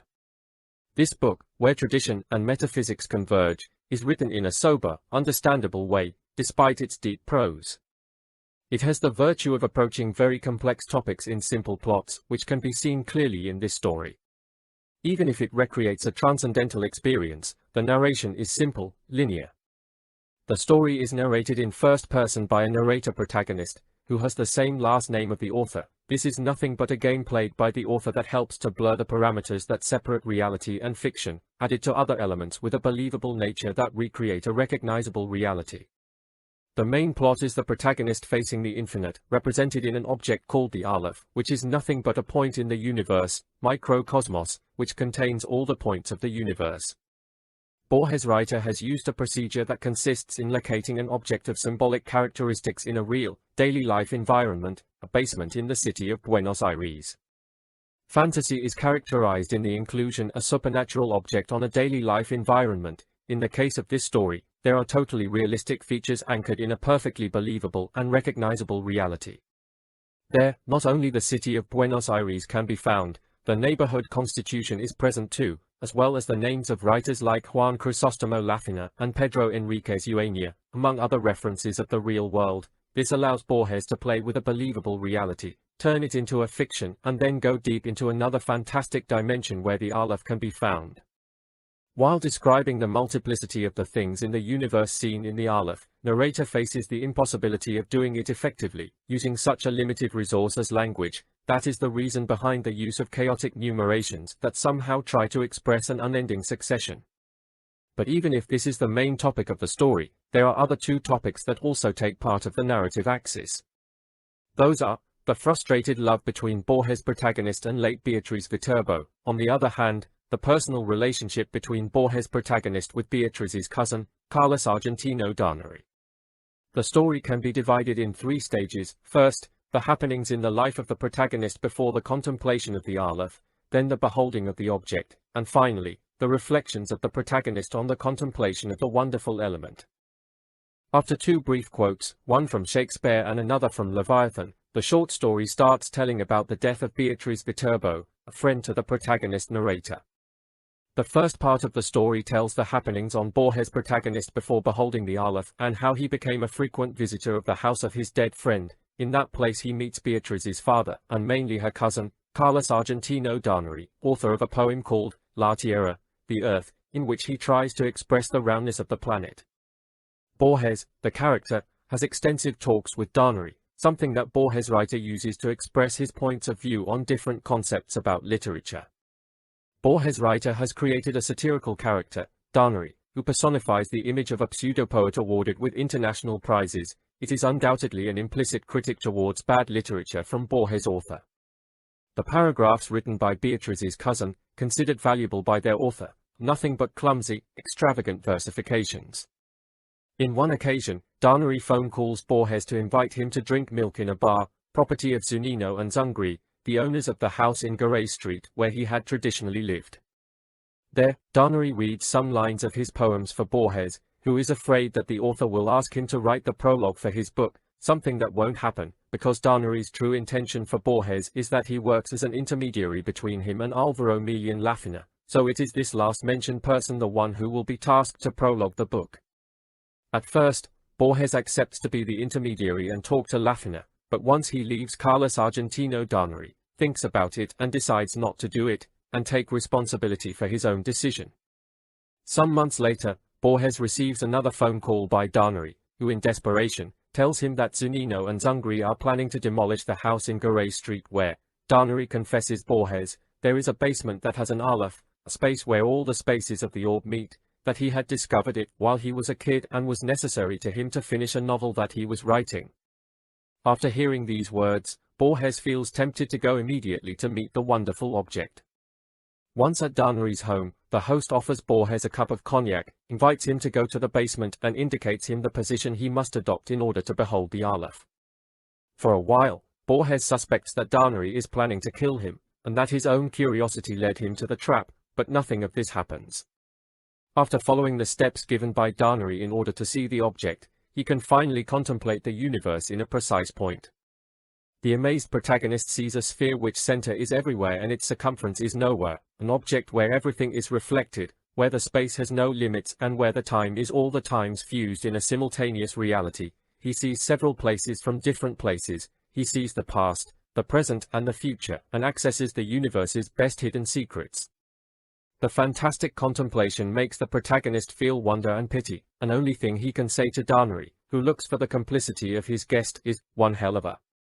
Yes, one hell of a. Borges decides not to talk with his host about the magnificent vision and urges him to make profit of the demolition, taking distance once and for all from the aleph. Borges decides not to answer the question Darneri makes to him, "Did you see everything really clear, in colors?" The short story ends with a postscript where the protagonist informs that the house was finally demolished in 1943 and therefore the aleph was destroyed. It also refers to the fate of Darneri as a writer and to two circumstances about the nature of the aleph, one about its origin and another about the possibility of it being fake. These reflections are based on quotes from some texts of classic and contemporary authors. Another hypothesis about what happened to the object comes when the protagonist tells about the possibility of having seen the object, but also having forgotten about it after that. We can establish an undeniable parallelism between this story and certain parts of works such as Dante's Inferno, as we can compare Beatrice Viterbo to Beatrice Portinari, because it is thanks to her that Borges, as well as Dante, can reach divinity, represented in this case by the aleph. Something similar happens with Plato's The Republic, where we can compare the descent to the basement to the myth of the cavern, where characters are motionless and watching images that substitute the reality. But these parallelisms, as well as the possible interpretations we can make about this short story from different points of view, literary, philosophical, theological, etc., would make part of a study that exceeds the length of this one, in which I just tried to approach an essential text of the literature of the past century. Julio Cortázar. Continuity of the Parks. Commented reading. In this short story, we can find the main characteristics that make the writer of Rayuela, Hopscotch, one of the greatest masters of Latin American and world literature. By Fernando Chelle. There are many literary aspects that we can analyze when we approach Julio Cortázar.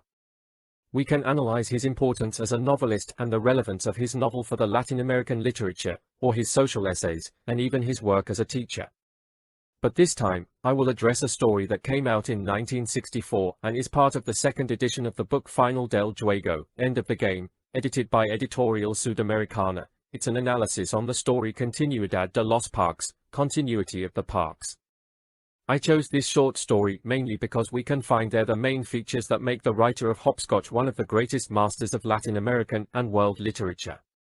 In the few lines of the story, we meet the short story master, the author who broke the molds, canons and stereotypes of the mainstream literature of his time. There is also a time and speech transgression, as well as an exquisite breakpoint between reality and fantasy.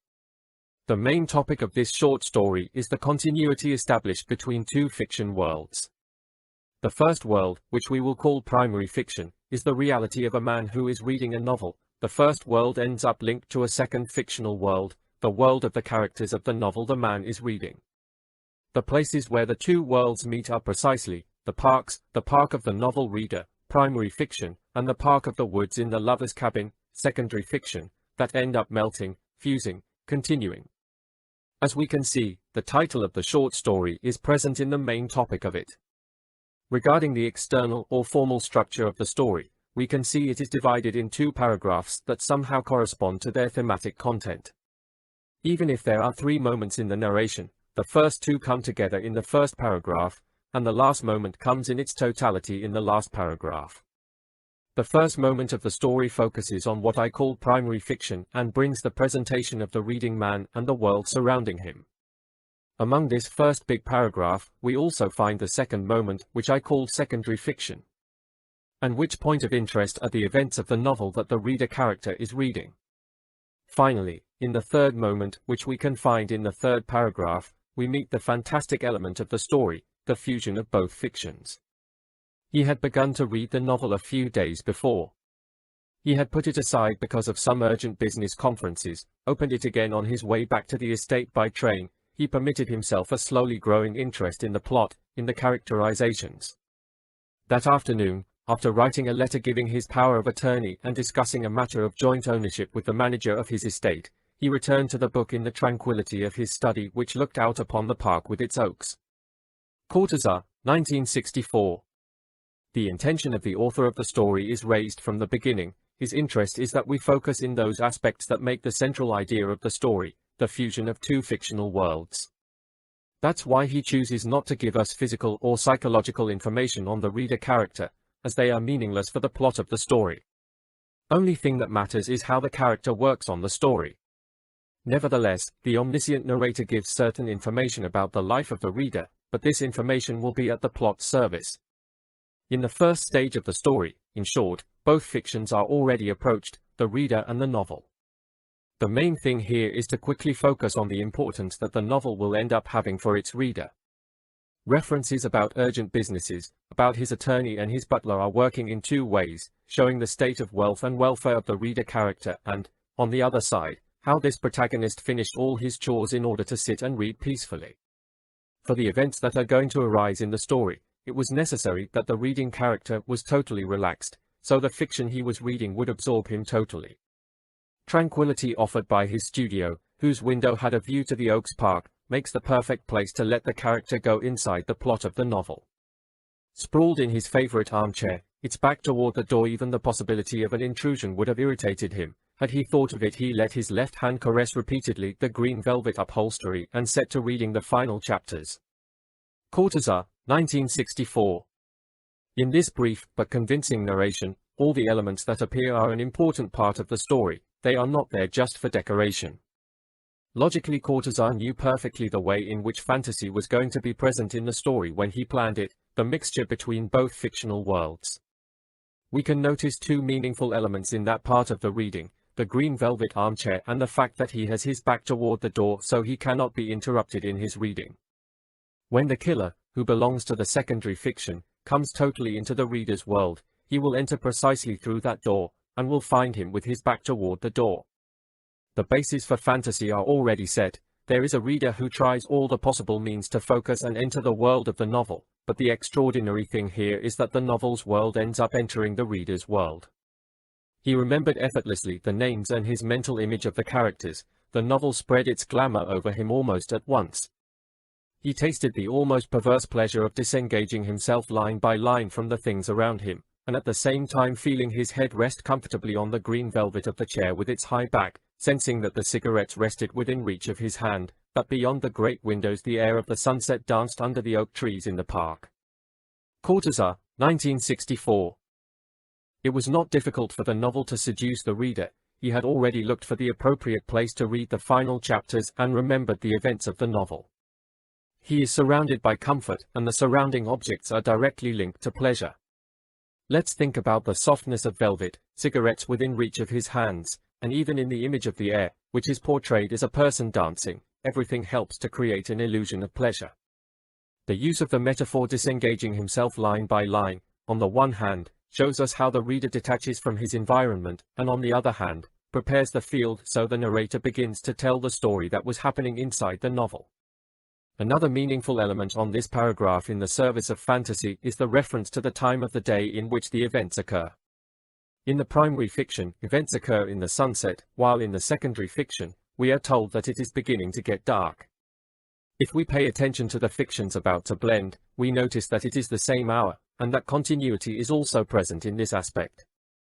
Word by word, licked up the sordid dilemma of the hero and heroine, letting himself be absorbed to the point where the images settled down and took on color and movement, he was witness to the final encounter in the mountain cabin, Cortázar, 1964. This section is pretty important, for it closes the first moment of the story. We have witnessed the presentation of the reading man and his world and surroundings. We have witnessed how the writer has been preparing the immersion into the secondary fiction, to the events that happen in the novel that is being read. The first line in which the novel is alluded to is sordid dilemma of the hero and heroine, and there we face the secondary fiction. It is in this part of the story where we find grammatical alternation between both worlds. On the one hand, we have a character that lets himself be absorbed, and similar expressions referring to the primary fiction. On the other hand, we have the sordid dilemma of the hero and the heroine, and the color and movement of the images that belong to the second fictional world. The plot of the novel which amazes and absorbs the reader is referring to a very special encounter. The characters in the secondary fiction are facing a sordid dilemma, which implies the characters are in the middle of something shady, evil. Another anticipation of what is about to happen in the continuation of the second part of the story is the fact that the images of the novel took color and movement, as if they were coming alive, and the reader becomes a mere spectator. That is why Cortázar chooses the word witness to allude to the reader in the final paragraph of the moment. In order to be a witness of something, he must be present in the place of the events, and this reader is so immersed in his reading that he feels as if he were watching the happenings. At last, he refers the place where the events of the secondary fiction are taking place. The woman arrived first, apprehensive. Now the lover came in, his face cut by the backlash of a branch. Admirably, she stanched the blood with her kisses, but he rebuffed her caresses. He had not come to perform again the ceremonies of a secret passion, protected by a world of dry leaves and furtive paths through the forest. The dagger warmed itself against his chest, and underneath liberty pounded, hidden close. Cortázar, 1964. First thing we notice when we face this second moment of the story's internal structure is the change in the narrator's point of view. The events being told now are the same events that the character is reading, and we become witnesses of these images that have taken color and movement. In this part, we meet the hero and heroine whom have decided to meet in that cabin to solve that sordid dilemma. They are a couple of lovers who use this lonely place for their love encounters, but it seems that in this occasion, the purpose of the meeting is quite different. The presentation of these characters is made directly. We get to know them by their actions, and there are no physical or psychological descriptions of any of the characters, just like the reading character. The woman arrived first to the cabin, but she seemed to be suspicious, prevented, and afraid of the meeting. When her lover arrives, she sees that he is hurt by the lash of a branch, a signal of how dense is the vegetation in the proximities of the cabin. There is an interesting scene where vampirism is present, and it happens when the woman stops her lover's bleeding just by kissing him. In this part, blood can work as a symbolic element that, on the one hand, refers to the passion of the lovers, and on the other hand, is giving us a clue about the death to come. The man rejects her caresses. It shows that this encounter will be different than the others. They will carry out a transcendental action, and it is not just a regular encounter like the others. There is a dagger as a symbol of freedom, a dagger that is getting warm, and also a prosopopoeia in the concept of freedom, assuming that liberty is hidden, waiting for the moment to give the final blow. A lustful, panting dialogue raced down the pages like a rivulet of snakes, and one felt it had all been decided from eternity. Even to those caresses which writhed about the lover's body, as though wishing to keep him there, to dissuade him from it, they sketched abominably the fame of that other body it was necessary to destroy. Nothing had been forgotten: alibis, unforeseen hazards, possible mistakes. Cortazar, 1964. The use of the prosopopoeia can be seen in this part of the story too. Now the writer gives human characteristics to the dialogue of the novel. This dialogue is lustful, wishful, and it is at the same time compared to a rivulet of snakes, which implies that it is dangerous and treacherous. We are told that the dialogue raced down the pages, and these pages are none but the reader's novel, something that takes us back to the primary fiction amidst this second moment of the story. It is very important that, as readers, we do not miss the fact that the lovers of the cabin are characters of a secondary fiction, and that is why the narrator reminds it referencing the pages of the novel. The concept of destiny is present in the sentence, and one felt it had been decided from eternity, the actions being taken by the characters and the passive attitude of the reader towards the happenings in which he will end up involved. He had no idea that he was that other body it was necessary to destroy. The efforts of the woman to stop her lover were worthless. It was necessary to reach the objective, freedom. It had all been decided from eternity. Nothing had been forgotten: alibis, unforeseen hazards, possible mistakes. From this hour on, each instant had its use minutely assigned. The cold-blooded, twice gone over re-examination of the details was barely broken off so that a hand could caress a cheek. It was beginning to get dark. Cortazar, 1964. This is the last part of the narration's second moment in its internal structure. Everything is ready for the final step, the fantastical mixture of both realities. The lovers of the cabin have everything carefully planned: alibis, unforeseen hazards, possible mistakes. Amidst this meticulous planning, they only had time to show their passion to each other. Other meaningful element in the final part of the second moment is the reference to the time of the day in which the facts happen. Let's remember that the reader sat in front of the Oaks Park at sunset, and the lovers are ready to act when it was beginning to get dark, which means the time of the day is the same in both fictions. Not looking at each other now, rigidly fixed upon the task which awaited them, they separated at the cabin door. She was to follow the trail that led north.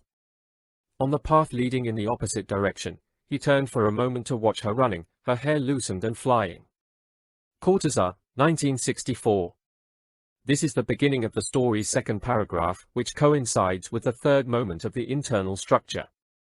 We have arrived to the point where the fantasy will definitely happen, where impossible things will occur, where two fictions will be mixed and continued. Now the lovers are only physically apart, because they are rigidly fixed upon the task of the assassination. The only moment that might not have a specific task is when the man turns his head to look at his lover and her loose hair. It feels like if the image of his lover encourages him to commit the crime that will lead them to an ultimate freedom.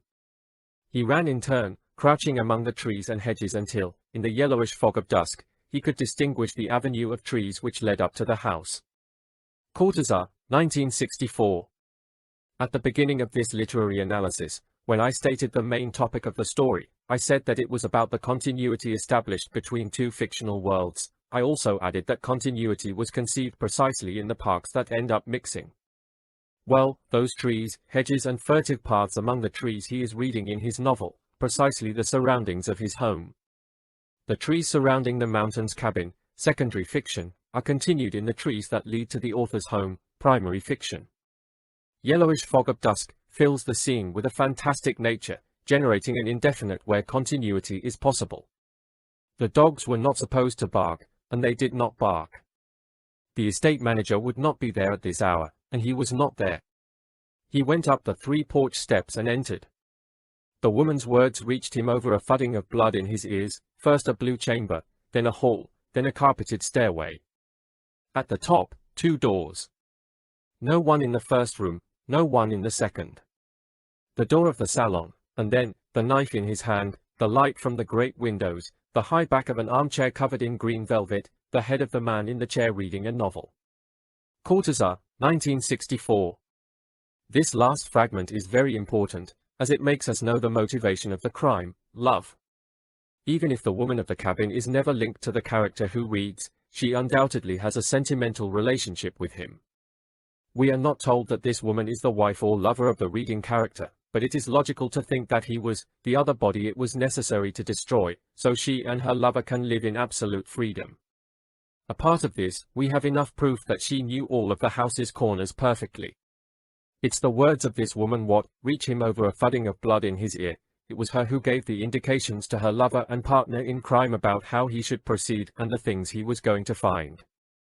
The lover reminds the words of the woman, and the images flow one after another. The killer advances through the house until he reaches the room. The reference to the green velvet armchair is the climax of fantasy, showing that the man who reads the novel is undoubtedly the reading character of the primary fiction. Anyhow, the story has an open ending. Everything seems to show that the crime was accomplished, and the man who was sat in the green velvet armchair was reading his own death. Juan José Oriola. The Switchman. A disturbing weight between the absurd and fantasy. From a plain satire about the Mexican railway system, going through a critic to dehumanizing mercantilism, the tracks of the Switchman, El Gardagujas, end in an allegoric station, Mankind's Destiny. By Fernando Chelle. The Switchman is a short story by Mexican Juan José Oriola, Ciudad Guzmán, Mexico. September 21, 1918, Guadalajara, Mexico, December 3, 2001. This short story is probably the best fantasy short story ever written in Mexico in the 20th century. It was published for the first time in 1952, and is part of a collection named Confabulario.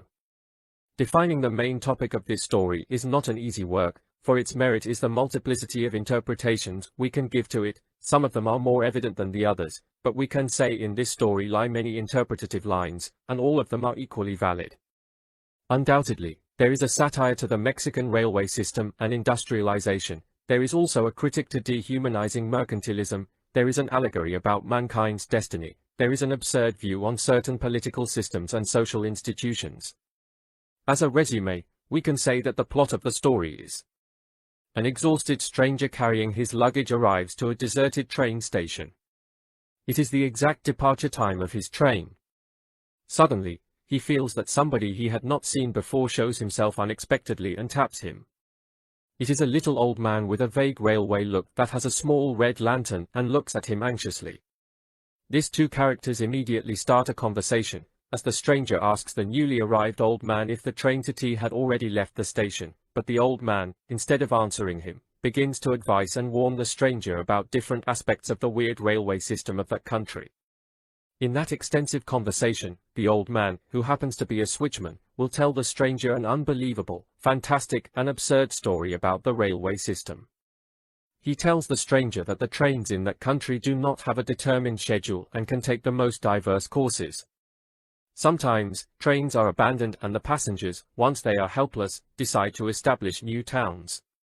Even in an absurd context, we can see the social inequity, because if there is only one rail and the passengers may get harmed, the first-class passengers are on the track where there is still a railway.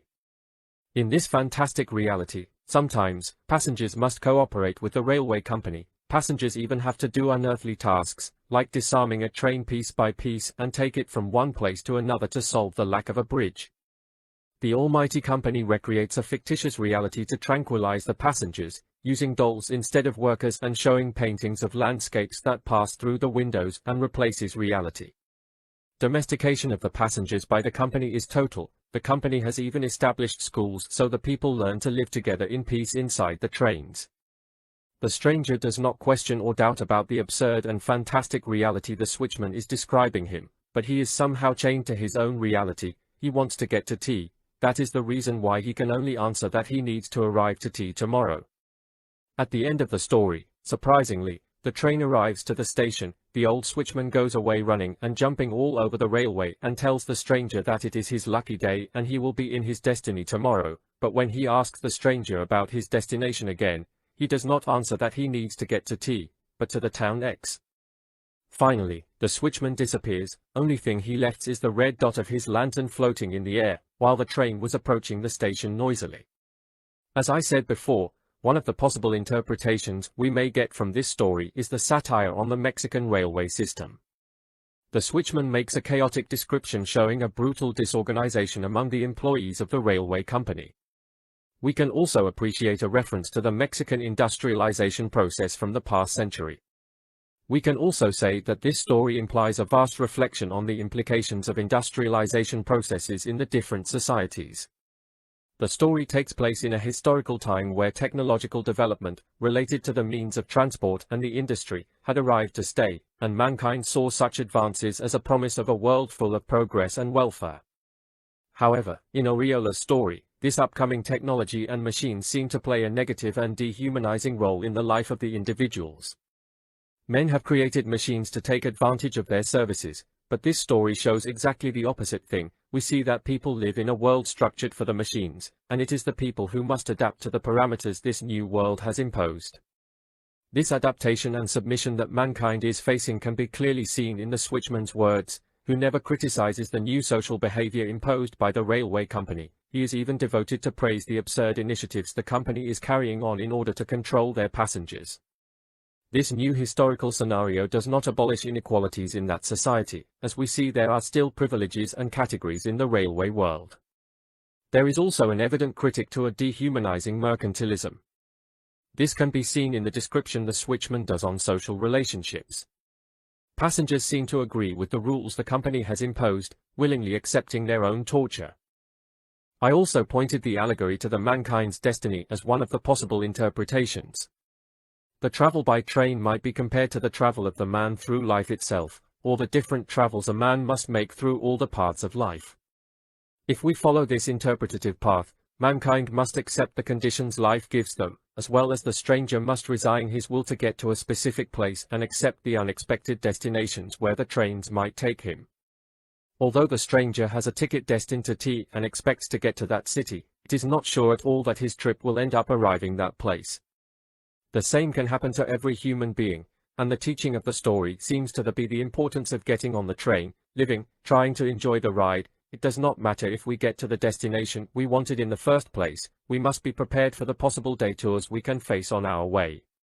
In this life, human beings tend to suffer the same uncertainty the stranger is facing, loneliness, dismay, bafflement, but life, as well as the train, can have unexpected destinations. According to this interpretation, we can see how every man must take the train, even if they are not sure when will the train come, and not even sure that the train is coming indeed, although they had the precaution of getting a ticket. Maybe we can end up facing the same obstacles than the passengers who established the town F when their train lost its way. Others might get to their expected station, but nobody can be sure about it. A similar view can refer us to the concept of the absurd. Even if we can make an interpretation of the train journey as the journey of life, we can interpret it as a journey through the existence of the absurd. It is not logical or rational the fact that the stranger still wants to get on the train, even after hearing the descriptions made by the switchman, and the stranger does not even ask about the amount of mad stories he is hearing, he just wants to get to T. On the other hand, we see that the other passengers accept the terms and conditions of the railway company. They accept to disarm a train that might not take them to their destinations and take it to the other side of a cliff. They accept the fact that they might die there and be buried in cemetery wagons. They definitely accept the establishment of the absurd. I also find interest in giving a look to the concept of fantasy present on the story. I would like to notice how in this text, that seems realistic in its beginning, ends up little by little, turning into a fantastic story as the switchman talks. There are two different approaches. On one hand, we have an unbelievable story, told by the switchman, who tries to warn the stranger about the characteristics of that country's railway system. On the other hand, we have the story of this stranger who expects to get on a determined train to arrive to an already determined place, the town named T. In this order of ideas, the switchman represents the fantasy, and the stranger represents the normality, the believable things. The switchman has a discourse that relies on the fantasy, and is not opposed only to the reality of the stranger. It is also opposite to the reality we all readers know and recognize as possible. We are all aware that the service provided by the train companies is agreed in advance, functional and unchangeable unless there is a notification of an unexpected change. In normal circumstances, Logic says that you buy a ticket for a train that will take you to a previously determined place. That train will use previously placed tracks so everything goes on as intended. Therefore, the stories told by the switchman are totally unbelievable and impossible. Tracks cannot be modified, neither the way the railway system works, for this is an established service and the passengers already know that. However, the stranger's acceptance of the things he is being told gives the reader a perception that the story will transit a different road than the reality he knows, and the reader will finally accept the logic of absurdity that the switchman represents.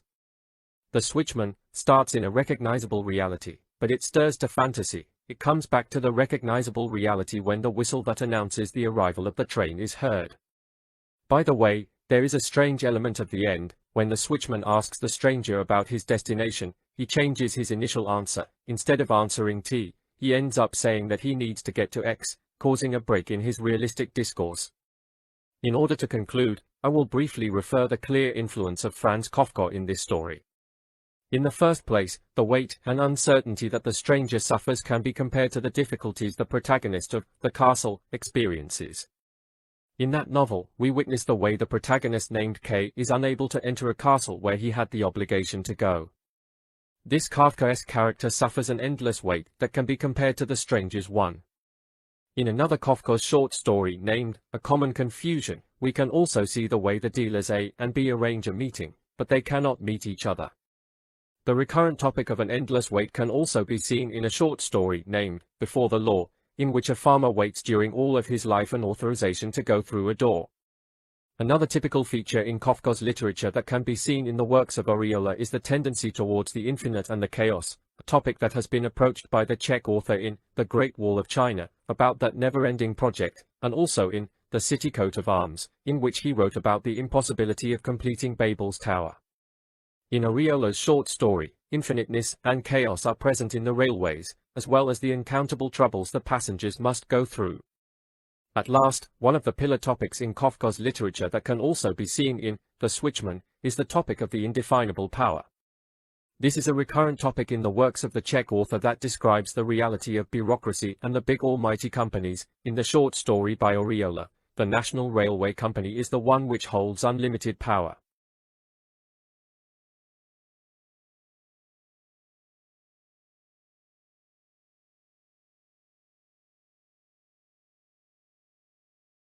Clarice Lispector. 1. The non-style of the internal world. Clarice Lispector was a Brazilian writer born in Ukraine, in a Jewish family. She is one of the most important short story writers in the 20th century in her country and in Portuguese language. This two-part article will approach her biography, works, short stories, and will make a further analysis on one of her most representative short stories, Clandestine Happiness. By Fernando Chelle. Since September 2014, when I started my collaboration with Vada Nuevo, I focused my attention on different Latin American short story writers.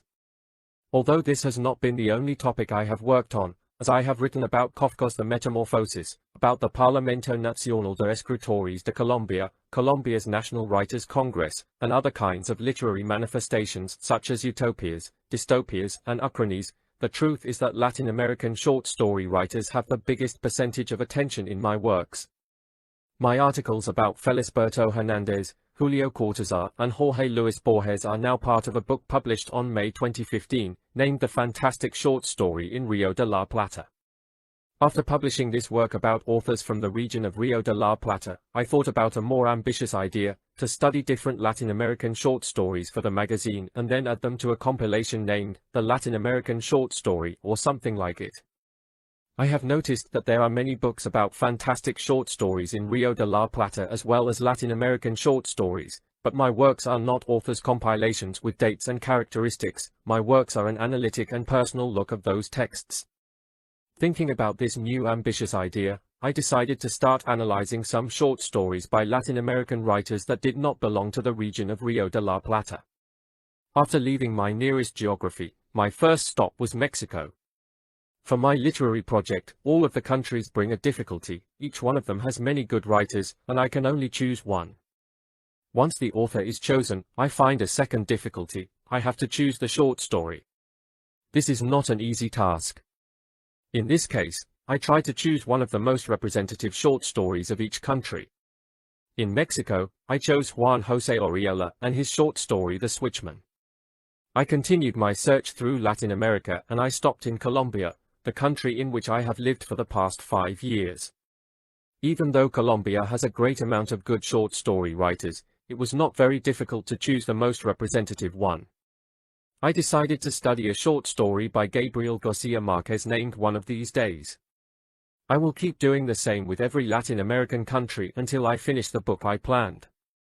Of course, I will keep publishing alternately analysis on short stories as well as other topics I consider relevant in certain issues. For example, my article about Julio Cortázar coincides with his 100th birthday, the chronic about the Metamorphosis coincides with the 100th year since its publication, the chronic about the Parlamento Nacional de Escritores de Colombia was published 1 month after the event, and in the months to come I am planning to publish an article about the 50th anniversary since the publication of Truman Capote's In Cold Blood, and so on. Once I have explained this, it is time to focus on the country, the author and the short story I have chosen for this month's article. Continuing my literary journey through the Latin American short story, it's time for Brazil. To choose on Brazilian representative short story is not as easy as it was for Colombia. There are many authors that I could have chosen: Joaquim Machado de Assis, João Guimarães Rosa, Carlos Drummond de Andrade or Jorge Amado himself, just for naming a few of the representative writers in this large country. I ended up choosing a short story by the great Ukrainian-born Clarice Lispector, Chechelnik, Ukraine, December 10, 1920, Rio de Janeiro, Brazil, December 9, 1977. I chose, for the literary analysis, a short story named Clandestine Happiness, the first short story of a collection with the same name, published in Rio de Janeiro in 1971. The author: Clarice Lispector, born Chaya Pinkasovna Lispector on December 1920 in Chechelnik, Ukraine. She was a Jewish descendant writer. She landed in Brazil, more specifically in the city of Recife, when she was a few months old. Her mom died when she was just 10 years old. Her writing vein was seen very early in her life. She began mailing stories to the Pernambuco's newspaper, but they were rejected for being considered a mere feelings expression without narrative action. This early characteristic was still present during her whole literary career and is one of the main features in her narrations. When she was 14, she moved with her family to Rio de Janeiro, where she studied law and began to collaborate with some magazines and newspapers. In 1943, she published a novel named Near to the Wild Heart, which granted her first literary award, the Fundación Graco Aronia Prize for Best Book of the Year. In the same year she married a college classmate, the diplomat Miguel Valente, with whom she lived in different countries, Italy, England, France, and finally Switzerland, where their first son Paulo was born. In 1946 she published her second novel O Lustre, The Chandelier. Clarice exchanged letters almost daily with the writer Fernando Sabino. She felt unhappy in foreign lands and homesick for Brazil. She returned to Rio de Janeiro in 1949, where she returned to journalistic labor, using the pen name Teresa Quadros. The destiny obliged her to live outside Brazil once more. She moved with her husband to the USA in 1952, and 1 year later her second son, Pedro, was born. She lived in the USA for 7 years and became friend with Brazilian writer Érico Verissimo. She never stopped publishing in Brazilian media, neither exchanging letters with other writers like Otto Lara Rezende. Her literary recognition arrived in 1954 when Near the Wild Heart was translated into the French language, with a cover painted by Henri Matisse. Clarice Lispector divorced in 1959 and went back to Rio de Janeiro, where she started a productive and successful stage. In 1960 she published The Successful Family Ties, her second short story collection. Then in 1961 she published her novel The Apple in the Dark, and in 1963, the novel considered her masterpiece The Passion According to G.H. In September 1966, Lispector was rescued from a fire in her room. She fell asleep with a lit cigarette in her hand which caused the fire. She spent some months in a hospital recovering from the burns, but she still had traces that accompanied her until her death. Her body, as well as her works, was marked by this tragic event. She died in Rio de Janeiro, in December 1977, victim of an ovaries cancer. She was 56 years old.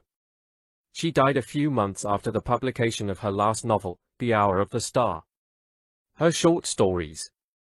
The first short story collection published by Clarice Lispector is a compilation of 6 stories that features some characteristics for which she was rejected by the newspaper of Pernambuco.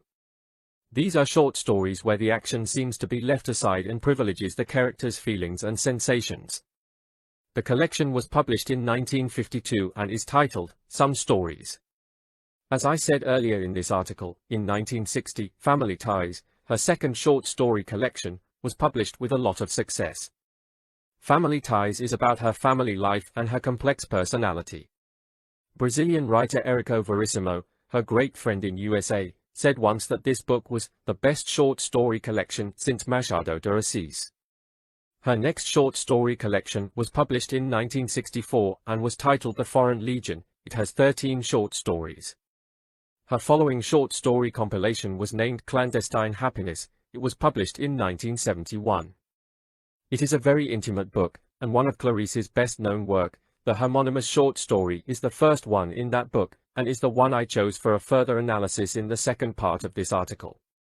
In 1974, Clarice Lispector published one of her 2 most controversial short story collections, The Via Crucis of the Body, Where You Were at Night, where we can find erotic and sexual short stories. Her short stories collection ended when she published the book Beauty and the Beast, a compilation published by her son that gathers texts from her initial and final years. Narrative features. Clarice Lispector said once that her writing style was a non-style. She was always more interested in the psychological development of her characters than in the narrative actions of the story. Therefore, she was compared by some critics with other writers such as Virginia Woolf or James Joyce. Her short stories are always showing the inside mind of the characters, their mental processes and personal experiences. The thoughts of the characters on certain situations are always more important than the situations themselves. The intimate life of the characters is the most important feature in her stories, their fears, secrets, and else, the events only matter as long as the characters' thoughts on them are relevant. In her short stories we can find different tones, some of them are erotic, others can be sad or funny, but always take action in daily life environments, where the characters' impressions and sensations are shown.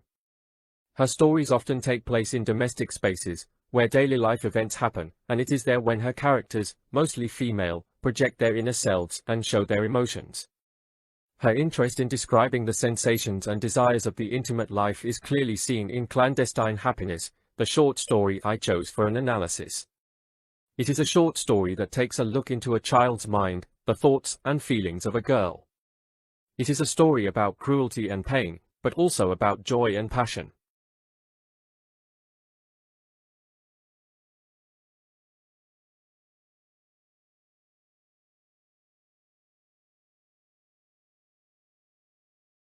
Clarice Lispector.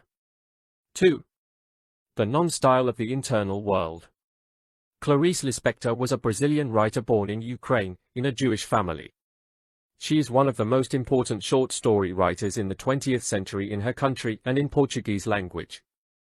This is the second part of a work that studies her biography, works, stories and style, a literary analysis of one of her most representative short stories, Clandestine Happiness. By Fernando Chelle. A woman's look and maybe a woman's writing style too. Clarice Lispector impregnated the world with her smart woman's view, able to perceive the most minimal sensations and knowing that nothing is irrelevant, no matter how small or trivial it is. The daily life world, the world of those things that have no story, it has been the woman's world for a long time, but it can provide us with innumerable surprises. It only takes a deep look and understanding of the signs of an underlying reality. Helena Loce de Sola. The purpose of this article is to continue the previous one on Vade Nuevo, about Brazilian-Ukrainian-born writer Clarice Lispector, Chechelnik, Ukraine, December 10, 1920, Rio de Janeiro, Brazil, December 9, 1977. I will make a literary analysis on her short story Clandestine Happiness, the initial short story of a homonymous book published in Rio de Janeiro in 1971. The main plot of the story is about evil, moral suffering and humiliation inflicted to a little girl by her classmate. The antagonist of the story is a fat, short, freckled and big-breasted girl who, driven by jealousy of the other schoolgirls, begins a sort of sadistic and evil vengeance on a girl. This plot runs around the possession of a book that the protagonist really wants. The protagonist affords the humiliation, but thanks to her perseverance and the mediation of the evil girl's mother, ends up succeeding and taking possession of the wished book. The short story has a classic structure: beginning, middle, and end. In the first moment, the narration introduces the two main characters of the story. In the first place, the antagonist girl, and then the protagonist girl, who is also the narrator. This first moment also shows the second moment's point of interest: book loans and sadism towards the protagonist, who wants to read a particular book. The second moment, the longest one in the narration, focuses on what she calls the Chinese torture, referring to the protagonist's persistence in having the book borrowed, a book named Adventures of Little Nose by Montero Lobato.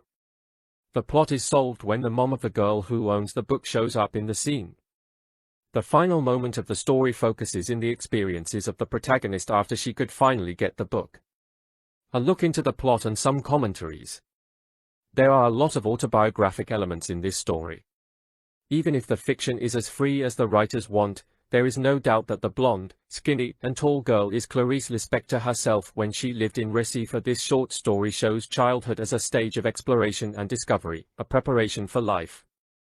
On the one hand, it is about the protagonist's hope of getting the book, and on the other hand, the jealous antagonist girl, who humiliates and torments her classmate just for considering her more beautiful. The jealousy and evil of this antagonist drives her to begin some sort of vengeance towards the protagonist, who is a representative of those stylized pretty girls so different to the antagonist herself.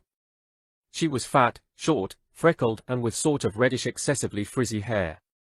She had an enormous bust, while all of us were still flat-chested, but what a talent she had for cruelty.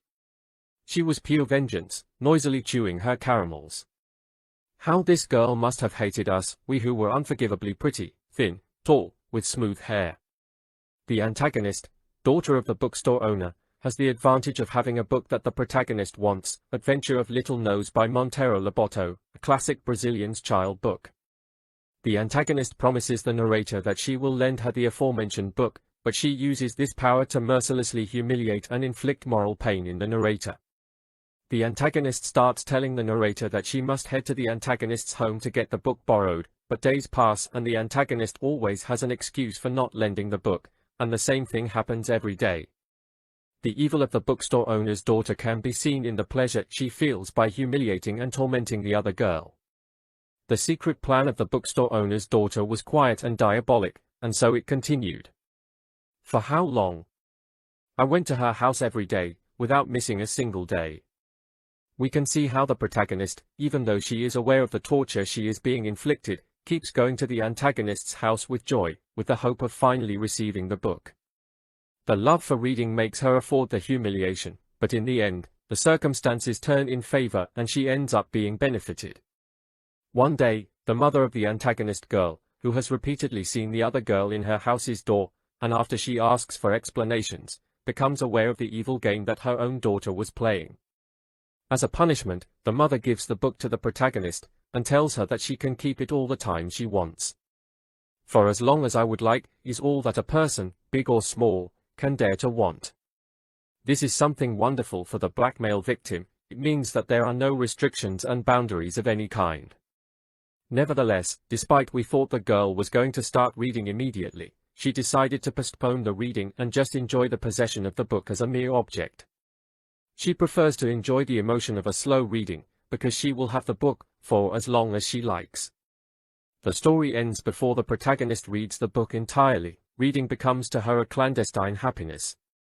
On the other hand, this short story, which shows childhood as a stage of exploration and discovery of life, it ends with a paragraph that sort of shows the end of the childhood, the protagonist's transit to sexual maturity. From time to time I sat in the hammock, swaying with the book open on my lap, without touching it, in the purest state of ecstasy. I was no longer a girl with a book, I was a woman with her lover.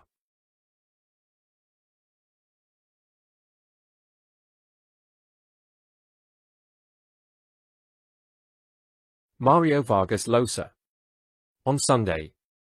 A Teenage World. In the struggle of a young man for love, Mario Vargas Llosa shows the world of adolescence and the early youth. In this story, we can find the groups of friends and their codes, anguish, fears, and rebellion. This story shows how psychological processes occur in this transcendental stage of life. By Fernando Chelle. Following the Latin American roads, I got to Peru. Some months ago, when I wrote about Clarice Lispector, I noted how difficult it is to choose a specific writer in some countries full of remarkable short story tellers. Peru is one of those cases, and maybe Mario Vargas Llosa, Arequipa, Peru, March 28, 1936, is not as recognized as short storyteller as he is as a novelist, but the Peruvian Nobel Prize winner began his literary work precisely as a short storyteller. The short story I chose for the analysis is titled On Sunday, which is included in the book Los Jefes, translated The Cubs and Other Short Stories, originally published in Barcelona in 1959 by Editorial Roca. The Cubs is the first book ever published by Mario Vargas Llosa. It is his only short story collection, and it is a compilation of 6 short stories: Los Jefes, The Cubs, El Desafío, The Challenge, El Hermano Mena, The Youngest Brother, Dia Domingo, On Sunday, Un Visitante, A Visitor, and El Abuelo, The Grandfather. The Cubs was as relevant for Vargas Llosa as Big Mama's Funeral for Gabriel Garcia Marquez, for they were trampolines for the imaginative leap of their authors. The Cubs is a realistic book which shows urban topics, characters, and landscapes, typical in Vargas Llosa's literary work. This short story collection was awarded the Leopoldo Alas Prize in 1958, and published by Editorial Roca in 1959. There were 5 short stories in the book originally, all of the aforementioned short stories except for A Visitor. This short story is included in a Peruvian second edition of 1964, Populibros Peruanos, and it does not include The Grandfather. Its third edition, released in 1965, Jose Goddard editor, featured the 6 definitive stories that have appeared in the further editions. The stories featured in this book are inspired in young Vargas Llosa's own life. These short stories occur in different Peruvian places and were conceived by their author when he was between 17 and 19 years old. The main characters are often young males who meet in groups, a recurrent characteristic in Vargas Llosa's literature. It can be seen in On Sunday, The Cubs, and The Challenge, as well as in his novels La Ciudad y los Perros, The Time of the Hero, and La Casa Verde, The Green House. The events in the stories inside the book is always about a group of young men constantly challenging themselves, in a context of male dominance in which there is a cult for courage and despise for cowardice. On Sunday is a short story that reflects on the world of a group of teenagers from Lima in the 50s, but its main topics are friendship and the first love. This story can be considered somehow a documentary, for it happens in a recognizable place, for Peruvians, mainly, and it illustrates a determined time and some of its habits. Plot. The main topic of this story is the rivalry between 2 young men, Miguel and Ruben, because of their love to a girl named Flora. It begins when Miguel finally gathers some courage and declares his love to Flora. Miguel knew through Malanes, one of the members of the group named Los Pajaricos, the Birds, that Ruben had the intention to declare his own love to Flora, with his sister Martha as an accomplice. For that reason, and knowing that Ruben was the most popular guy of the school, acknowledging him as a natural-born Casanova endowed with a great physical condition that allowed him to become a swimming champion, Miguel decided to rush and declare his love to Flora to be the first one in her consideration. Although the young lady does not reject him, she decides to tell him about her decision in a different moment. When Miguel asks her out to the movies the next Saturday, Flora says that she would be visiting Martha, so Miguel begins to plan a strategy to ruin Ruben and Flora's encounter. First thing he does is to look for Ruben in the bar where the Birds usually meet. In order to stop Ruben from going to Martha's house, Miguel challenges him to see which one of them can drink more beers before passing out. Ruben, who had said at first that he could not stay in the bar, ends up accepting the challenge. Even though there is not a winner in this first challenge, Miguel achieves his purpose of delaying Ruben. But the drinking challenge was not the last one that night. After a series of circumstantial frictions, Ruben challenges Miguel to a swimming competition on the sea, a very dangerous challenge, considering that they were drunk and it was a winter night. Anyway, both challengers accept the duel, in which the loser had to leave the way clear to the winner, who would be able to make his move on Flora without any obstacle. Miguel knew well that Ruben was a great swimmer, but the pressure laid on him by his friends made him accept the challenge, because refusing would be unacceptably coward. But his decision to accept the challenge has everything to do with Ruben's promise of leaving Flora alone if he lost. The competitors then headed to the beach and got in the very cold sea, while their friends waited on the strand.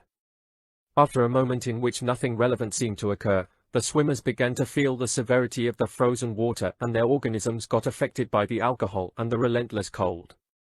Miguel then felt cramps and began to lose his ability to move his limbs. He got afraid in a certain moment, for he was not able to see neither his rival nor the strand. Suddenly, he heard the desperate voice of Ruben asking for help, and everything changed. He did not worry for his pain anymore and felt inspired to save his rival friend. He went floating to the place where Ruben was. Meanwhile, he remembered that castaways often sink their rescuers, so he told Ruben that he would help him, but made Ruben promise that he would not grab him, because if so, they could sink together. Heroically, Miguel took Ruben to the strand where they met with their group. Once they were safe, Ruben requested Miguel not to tell what happened in the sea to the others, and Miguel accepted.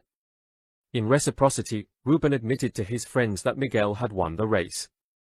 Miguel said nothing, but he was totally glad and conscious that he had the way totally clear to his love, and also knew that the news of this legendary swimming competition would soon be known by Flora. A teenage world. Even though the story is narrated from the perspective of a teenager, Vargas Llosa chose a third-person omniscient narrator, who presents the events as they occur. Anyway, at the beginning of the story we find some analepsis, flashbacks, which allow the reader to know some events prior to the moment of the narration.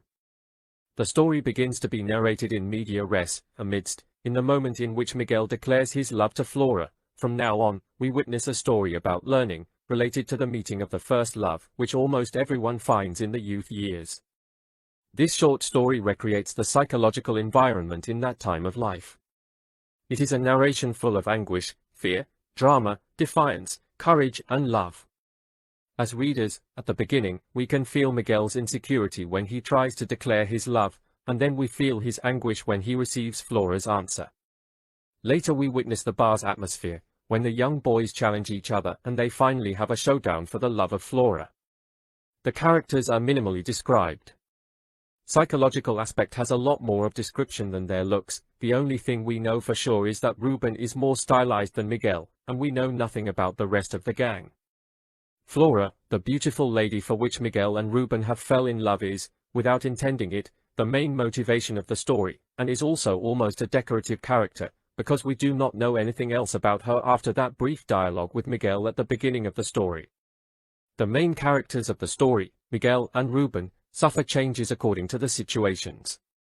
Once he has won the swimming race, according to Malanes, Miguel became a man, and the scared young boy with low self-esteem seems to have been left behind. On the other hand, we see that the change in Ruben is not that big. We always saw him as a very confident man, a total winner, but in the end, after his defeat, we see him more humble. We can appreciate social relationships between young boys in depth. They have their own codes, their interactions, some of them surreptitious, the ones which carry forward the action of the story. Let's remind, for example, Miguel knew that Ruben was going to declare his love to Flora, because the Malanes had told him. By the way, Miguel was being helped by Martha, his sister. Later on the story, in the bar, the group pressure leads to the realization of the beer drinking challenge, because at first, Ruben had thought about leaving the place. In the end, the friendship relations among the youth, sometimes authoritarian and even violent, trigger the outcome of the story, in which two young men defy each other to a swimming race, in winter, after having drunk a considerable amount of beer. In addition to showing the teenager world in a masterful way, Vargas Llosa created a growing suspense in the story. The swimming race, considering the climatic conditions and the alcohol in the blood of the competitors, make the readers imagine the worst possible outcome. But in the last moment, the story gives a somehow unexpected turn, and it finishes with a sentence that unarguably shows a happy ending. There was a golden road in front of him. Francisco Maciani. A gift for Julia. When insecurity and fear prevail, the end is always sad. A boy in love must choose a very special gift for his dream girl. With just a few bucks, he must surprise her, seduce her, and make her fall in love. After studying different options, he decides to gift the girl a chicken, but in the end, fear plays a trick on him. By Fernando Chelle. A Gift for Julia is a short story by Venezuelan writer Francisco Maciani, Caracas, Venezuela, 1944, born François Maciani Antonietti and popularly known as Pancho Maciani. The story is part of the book Las Primeras Hojas de la Noche, 1970, published in Caracas by Monte Avila Editors.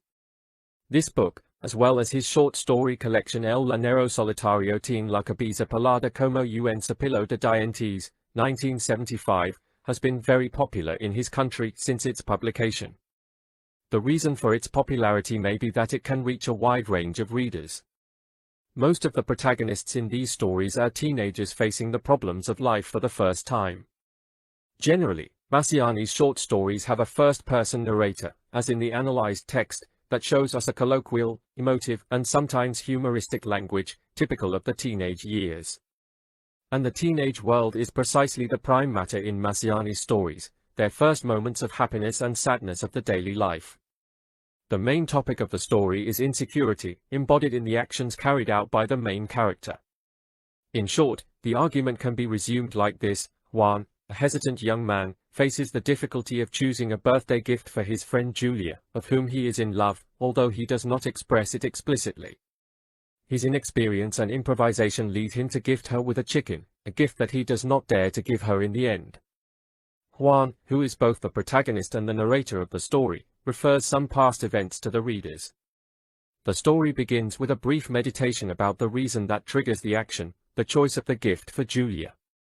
Then, in what we can state as a second moment of an internal structure of the story, he refers to the visit he paid to the girl's house, a visit prior to her birthday, which will make the readers know the characteristics of the two main characters, and also the characteristics of Carlos, a character that is mentioned in the narrative.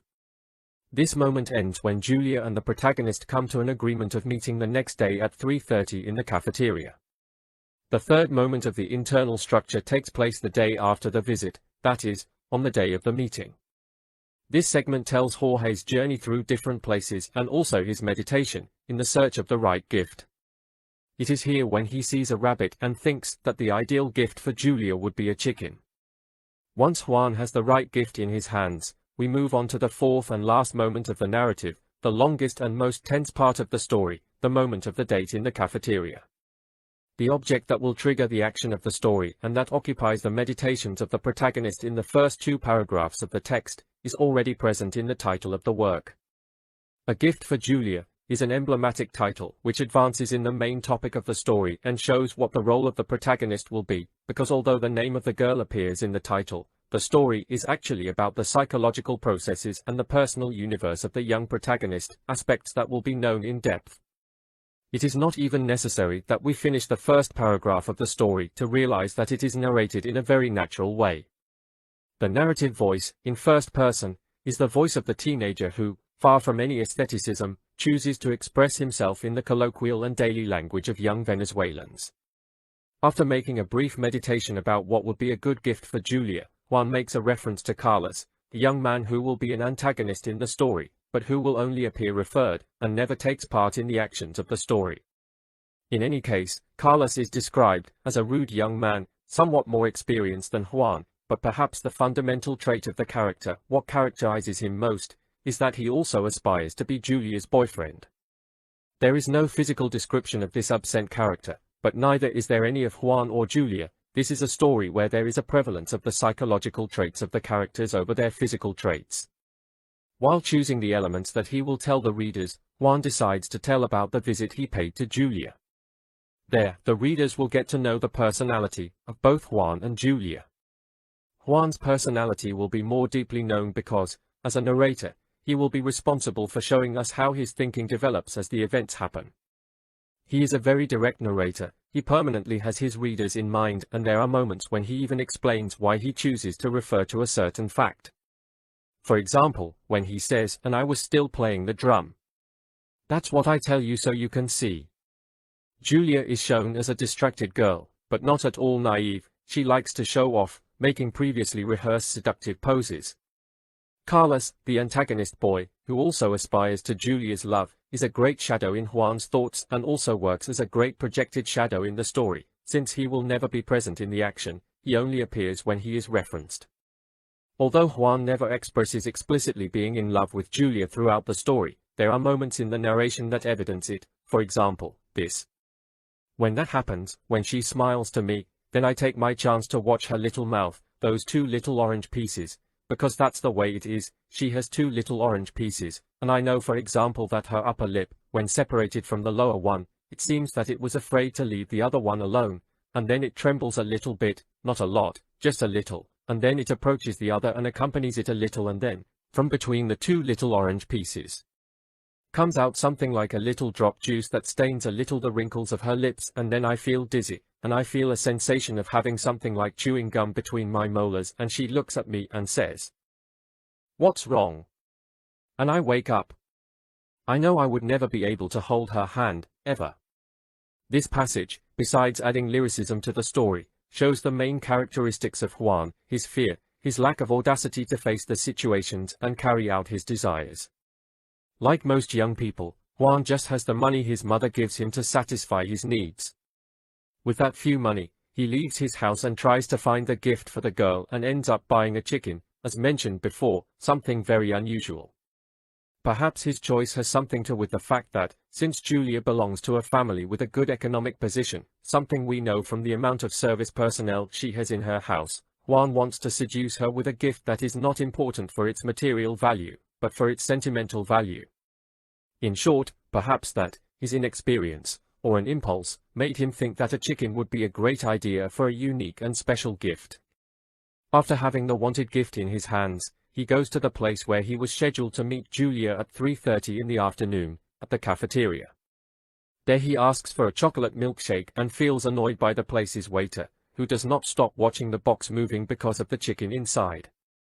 As it was almost 4 o'clock and the girl was not showing up, he decides to call her home, but she is not there. The girl's mother, with whom he has a brief conversation, tells him that she had left. After Juan is annoyed again by the waiter, who just asked him directly about the receiver of the gift, that is, who was supposed to get the chicken, Julia arrives. The arrival of the girl is almost cinematographic. She gets down of an impressive black bic with a spotted dress and gets all the looks of the men who were in the cafeteria. The impact of her arrival, the jealousy he feels because of the looks on Julia, and the nerves of the moment make Juan feel uncomfortable. Juan takes the chicken out of the box and hides it in the pocket of his jacket. The first thing Julia asks is if he has been there for a long time, but Juan, full of fear, feels intimidated and lies, saying that he had just arrived. From now on, we witness the psychological and physical struggle of the protagonist, as he is forced to face the situation with the chicken in his pocket. His nerves, being forced to keep the arm in the same position so that the chicken would not scream, and having to answer Julia's questioning about the empty box, were factors that combined caused Juan to end up decompensating. Anyway, also at this moment of the story, Massiani manages to introduce one of those almost lyrical passages with which he manages to show the boy's infatuation. Then she ran her tongue through her mouth, wiped the stain of coke on her lips, and stared at me, smiling. Immediately I began to feel lost, as if I was being lifted from the ground. Far and at the same time very close, so much that I could count the moles on her nose, those little brown or sometimes pink points that she has in her nose, and the more I looked at her, the more she smiled, and I flew further away from her, with her smile, without it, with the smile alone, floating in the air, with her smile of red foam, and after that she had flown with her smile was returning to her face, covered her entire face, and I realized that I was there, in front of her. And I felt a sweet little fear in my belly. It was a little fear like when we go in a car and suddenly the car reaches a rise, and falls, and you feel something opens up in your belly, and your belly fills up with that sweet fear that you feel afterwards. It escapes from you and leaves you empty, as with a strange hunger. Then, when Julia insistently asks Juan what is happening to him, because she notices his physical decompensation, he becomes annoyed and changes his emotions in a radical way. From that moment, he will no longer defend the helpless Julia from Carlos, the big mouth, but quite the opposite. Juan, feeling that his dreams are gone, thinks about serving the girl to her antagonist so that he can do with her even worse things than the ones he had thought about before. Julia's departure from the cafeteria is very similar to her entrance. She is getting all the looks with her provocative moves. She gets on the black bic and gets away. Juan did not even have time to meditate on why these things happened, because the waiter came to his table again to ask if he had been afraid to give the girl the chicken. He did not know what to do, he only managed to put his head in his arms. The waiter went away and, along with a fat person who was in the place, began to mock Juan, which leads to the protagonist's cry, because he felt that everything was lost already and nothing mattered. The story ends when the boy takes the chicken out of his pocket and, after some confusing first impressions, finds out, terrified, that the animal has died. An anecdote by Massiani himself, which I think is relevant. Some time ago, watching some videos of and about Francisco Massiani on YouTube, I found a testimony by the author himself, a very interesting one by the way. The video, uploaded by Juan Carlos Corona Enriquez titled, El Dia Que No Conocí a Cortázar, The Day I Did Not Meet Cortázar, is a recording made to the Venezuelan author at his home in La Florida, Caracas, where he tells about the day he went to meet Cortázar. In the video, Massiani says that in the month of March of 1969, when he was living in Paris, at the Hotel Wepa, he received a phone call from photographer Antonio Galvez who told him that Julio Cortázar wanted to meet him because he had read an article wrote by Massiani and published in Imagen magazine, entitled, After Galvez, an article Cortázar had loved. The meeting was supposed to take place on Friday at 4 in the afternoon at the apartment of Antonio Galvez. Massiani went there, but, similar to what happened to the character in his fiction, he did not make the final move, he did not knock on the door and ended up going back to his hotel, therefore the meeting with Cortázar never happened. I find this anecdote very significant because it is an almost contemporary event to the fiction of A Gift for Julia, published just 1 year after that event. The fear that seized Juan in the fiction is the same that seized his creator in real life.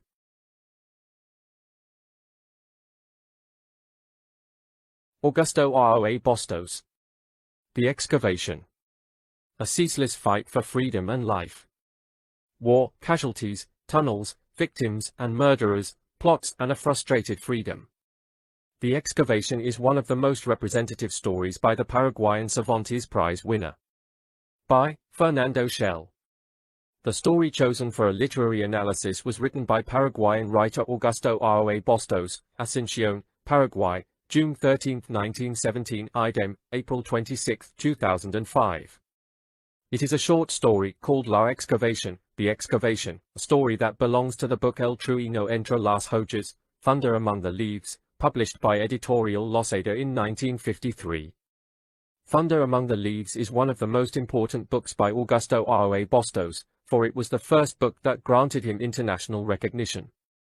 The Excavation is the 5th story among other 17 stories in this short story collection. These stories are about politics, cultural, racial and linguistic clash in Paraguay, and the struggle for survival. Thunder Among Leaves is a book fed by the Paraguayan oral folkloric literature. This book is full of suffering characters which dignity has been taken away. They are men who were violated, who live in the midst of misery and oppression. In this work, Roa Bastos frequently relies on the grotesque element as a descriptive resource, highlighting misery and injustice. In most stories, the excavation is an exception, a natural community is disturbed by the arrival of civilization. In this situation, the primitive community has no choice but to fight against violence, degradation, and slavery that comes with the triumph of civilization. The different struggles that are seen throughout the work will be marked by the unfortunate character's unending optimism. In the excavation, a prisoner named Perucho Rodi, who lives with almost 100 other prisoners in a cell, finds out that he is living miserably, like a living dead. The story, which refers to Paraguayan internal wars as well as the Chaco War, shows how precarious the Paraguayan jails are, and his main plot is Perucho Rodi's agonic struggle for freedom and a true life. The narrator's omniscient voice sets the structure of the story. The narration begins in present tense, but then there are 2 retrospective stories, one about the life of the prisoners in the cell 4, and another about a military operation carried out by the protagonist in the Chaco War. A sneak peek to the plot. A former Chaco War soldier, whose name is Perucho Rodi, is locked in the overcrowded cell 4, Valley I, a place which, in a normal situation, would only host 8 prisoners. All of these are political prisoners that have been there for 6 months after the end of a civil war. In the beginning, there were 89 prisoners, but 17 have already died, 9 of them because of several diseases, 4 died because of the inflicted tortures, 2 because of phthisis, and other 2 committed suicide. The inhuman situation the prisoners suffer and their longing for freedom leads them to organize a jailbreak, excavating a tunnel that allows them to escape the prison. The prisoners take their turns every 4 hours every day. 6 men advance 50 centimeters to freedom. Ferruccio Rodi, the protagonist prisoner, was an engineering student, and also had the experience of having excavated a tunnel during the Chaco War. Now, using only an edge-sharpened dish, excavates a tunnel that, according to his calculations, would lead them from the cell 4, Valley, to the ravine of the Paraguay River. The confinement, diseases, tortures and suicides told in this story are absolutely tragic and horrifying. Cell 4, Valley, is a place where men barely survive, sustained only by their hope that someday they will be free again. In the story, there have passed 4 months of asphyxia and hard work, and there are only 5 meters left to finish the tunnel, about 25 days of work. ROA's story begins with an earth detachment for which he does not care at the beginning. But immediately after, there is a second earth detachment that buries the lower limbs of the digger. As readers, with the description given of the situation, we notice that Rodi is definitely stuck and he will be unable to do anything about it. There is no way he neither comes back to the cell nor gets to the ravine, because the distance is still too long. The narrator, using a free indirect style, begins to show Rodi's thoughts, who still cannot understand clearly what just happened to him. His deep desire for getting to freedom leads him to confusion as well as to excessive hope.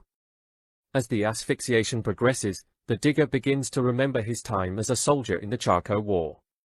There is a flashback inside Rodi's mind. It looks as if the tunnel he is digging can only lead him to his memories, where he casually finds another tunnel.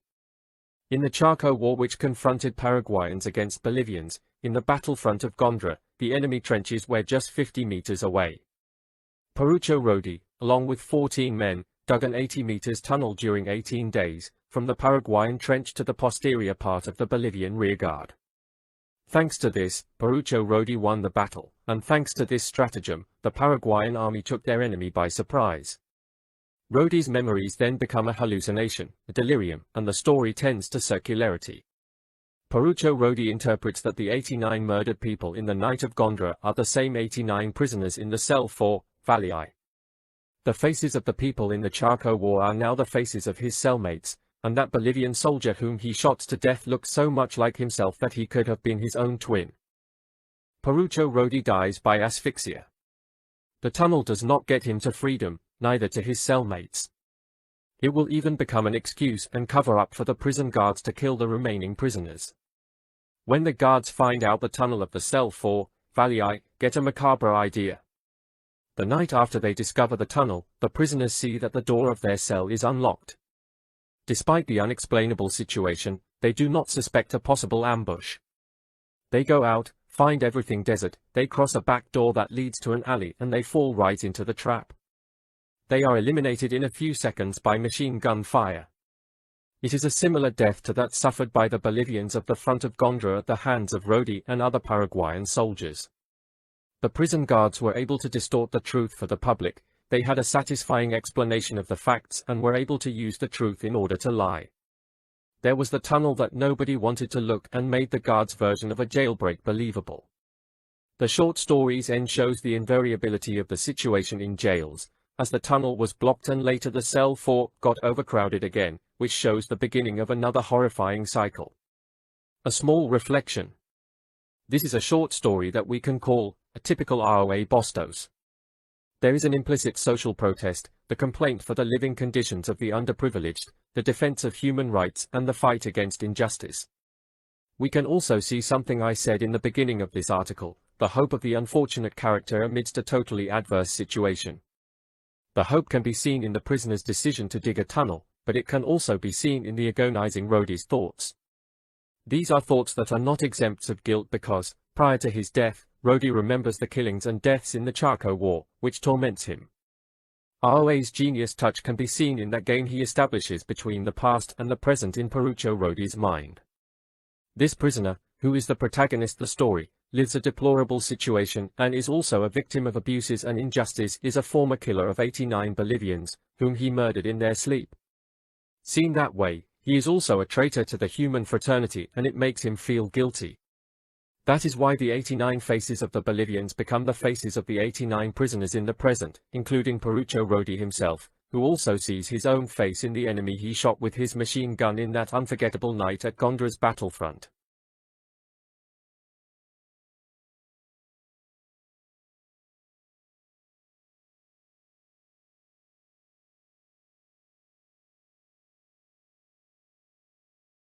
Augusto Céspedes. The well. When the main objective is to quench thirst. Some pages taken from the Bolivian NCO Miguel Navajo's diary show the tragic reality of a group of Bolivian soldiers during the Chaco War. Reading these pages, we get to know the events that happened during the excavation of a dry well and the combat that takes place in order to claim it. After reading the well, we find that we have faced a masterpiece which shows the most absurd side of a useless war. By Fernando Chelle. About 4 months ago, I published a study on Augusto Roa Bostos' The Excavation, included in the short story collection Thunder Among the Leaves, 1953.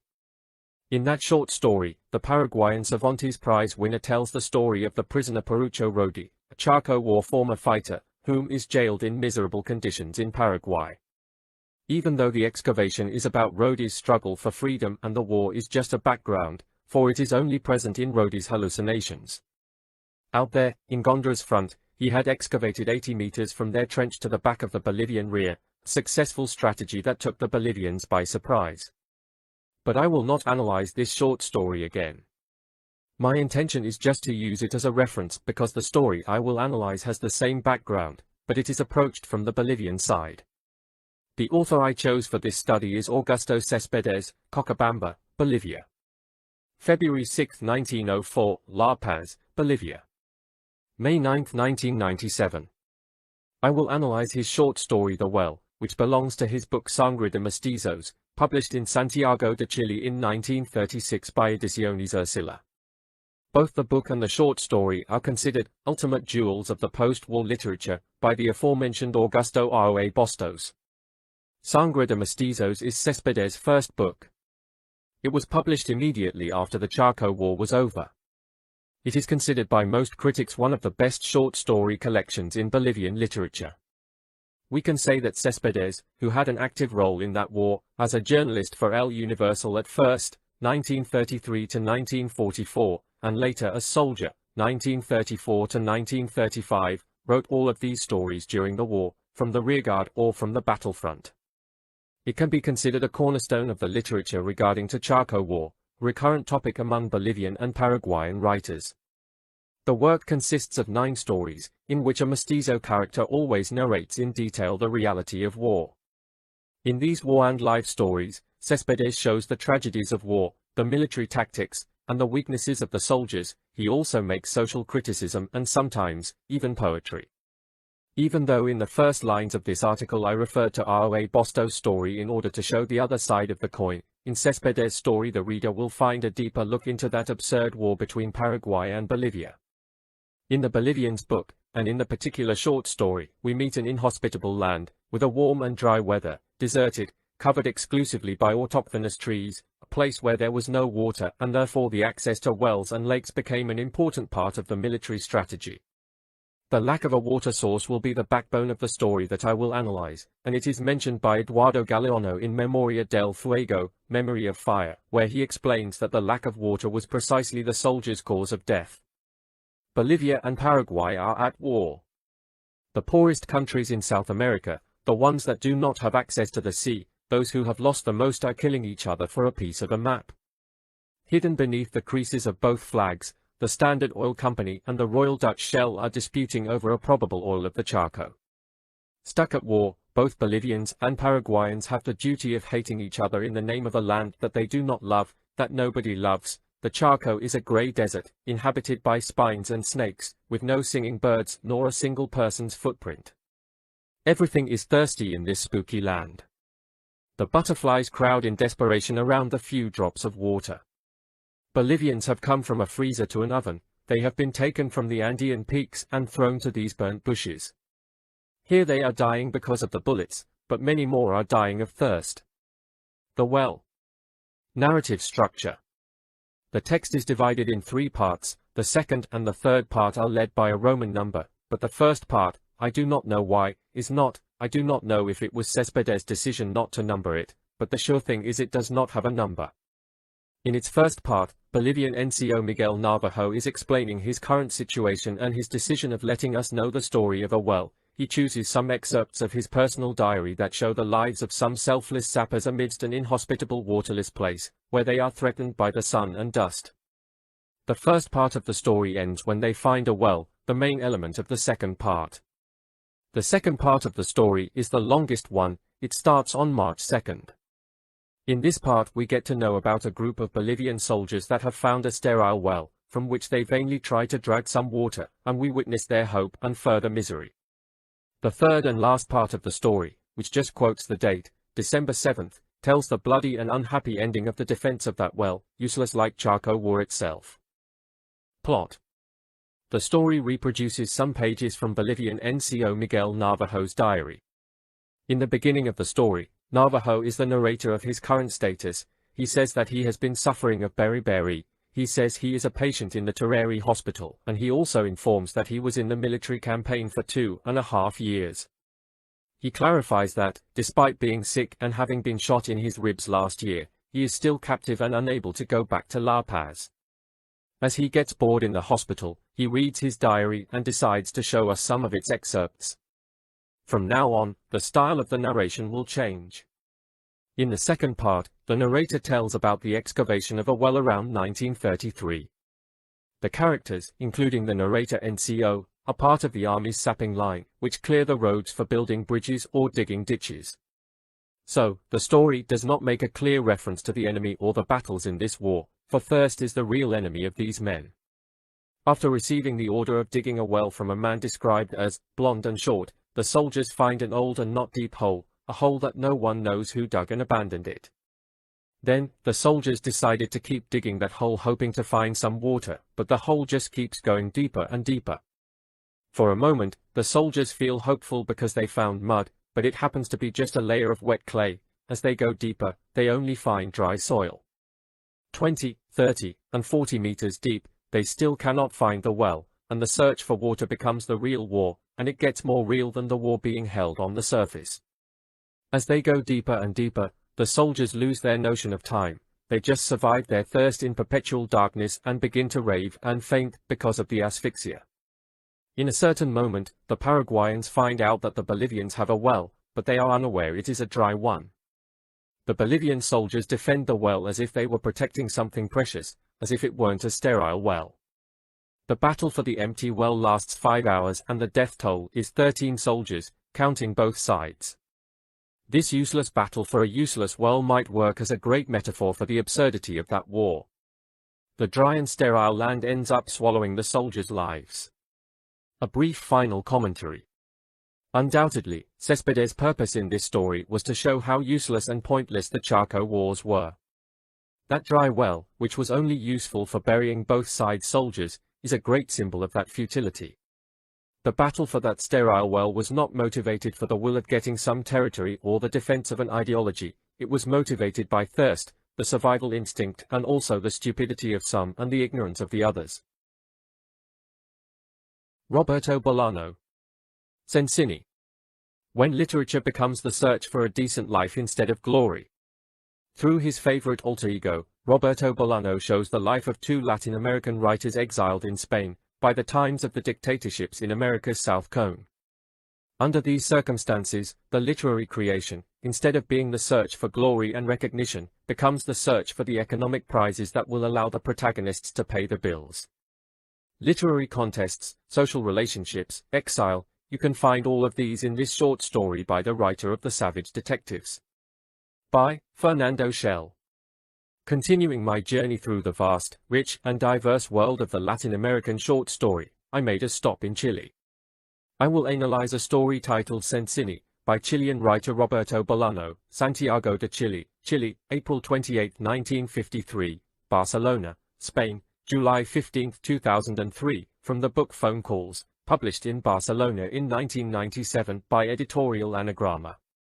Phone Calls was the winner of the Premio Municipal de Santiago de Chile, Municipal Prize of Santiago de Chile. It was the first of 4 short stories collection by Roberto Bolaño.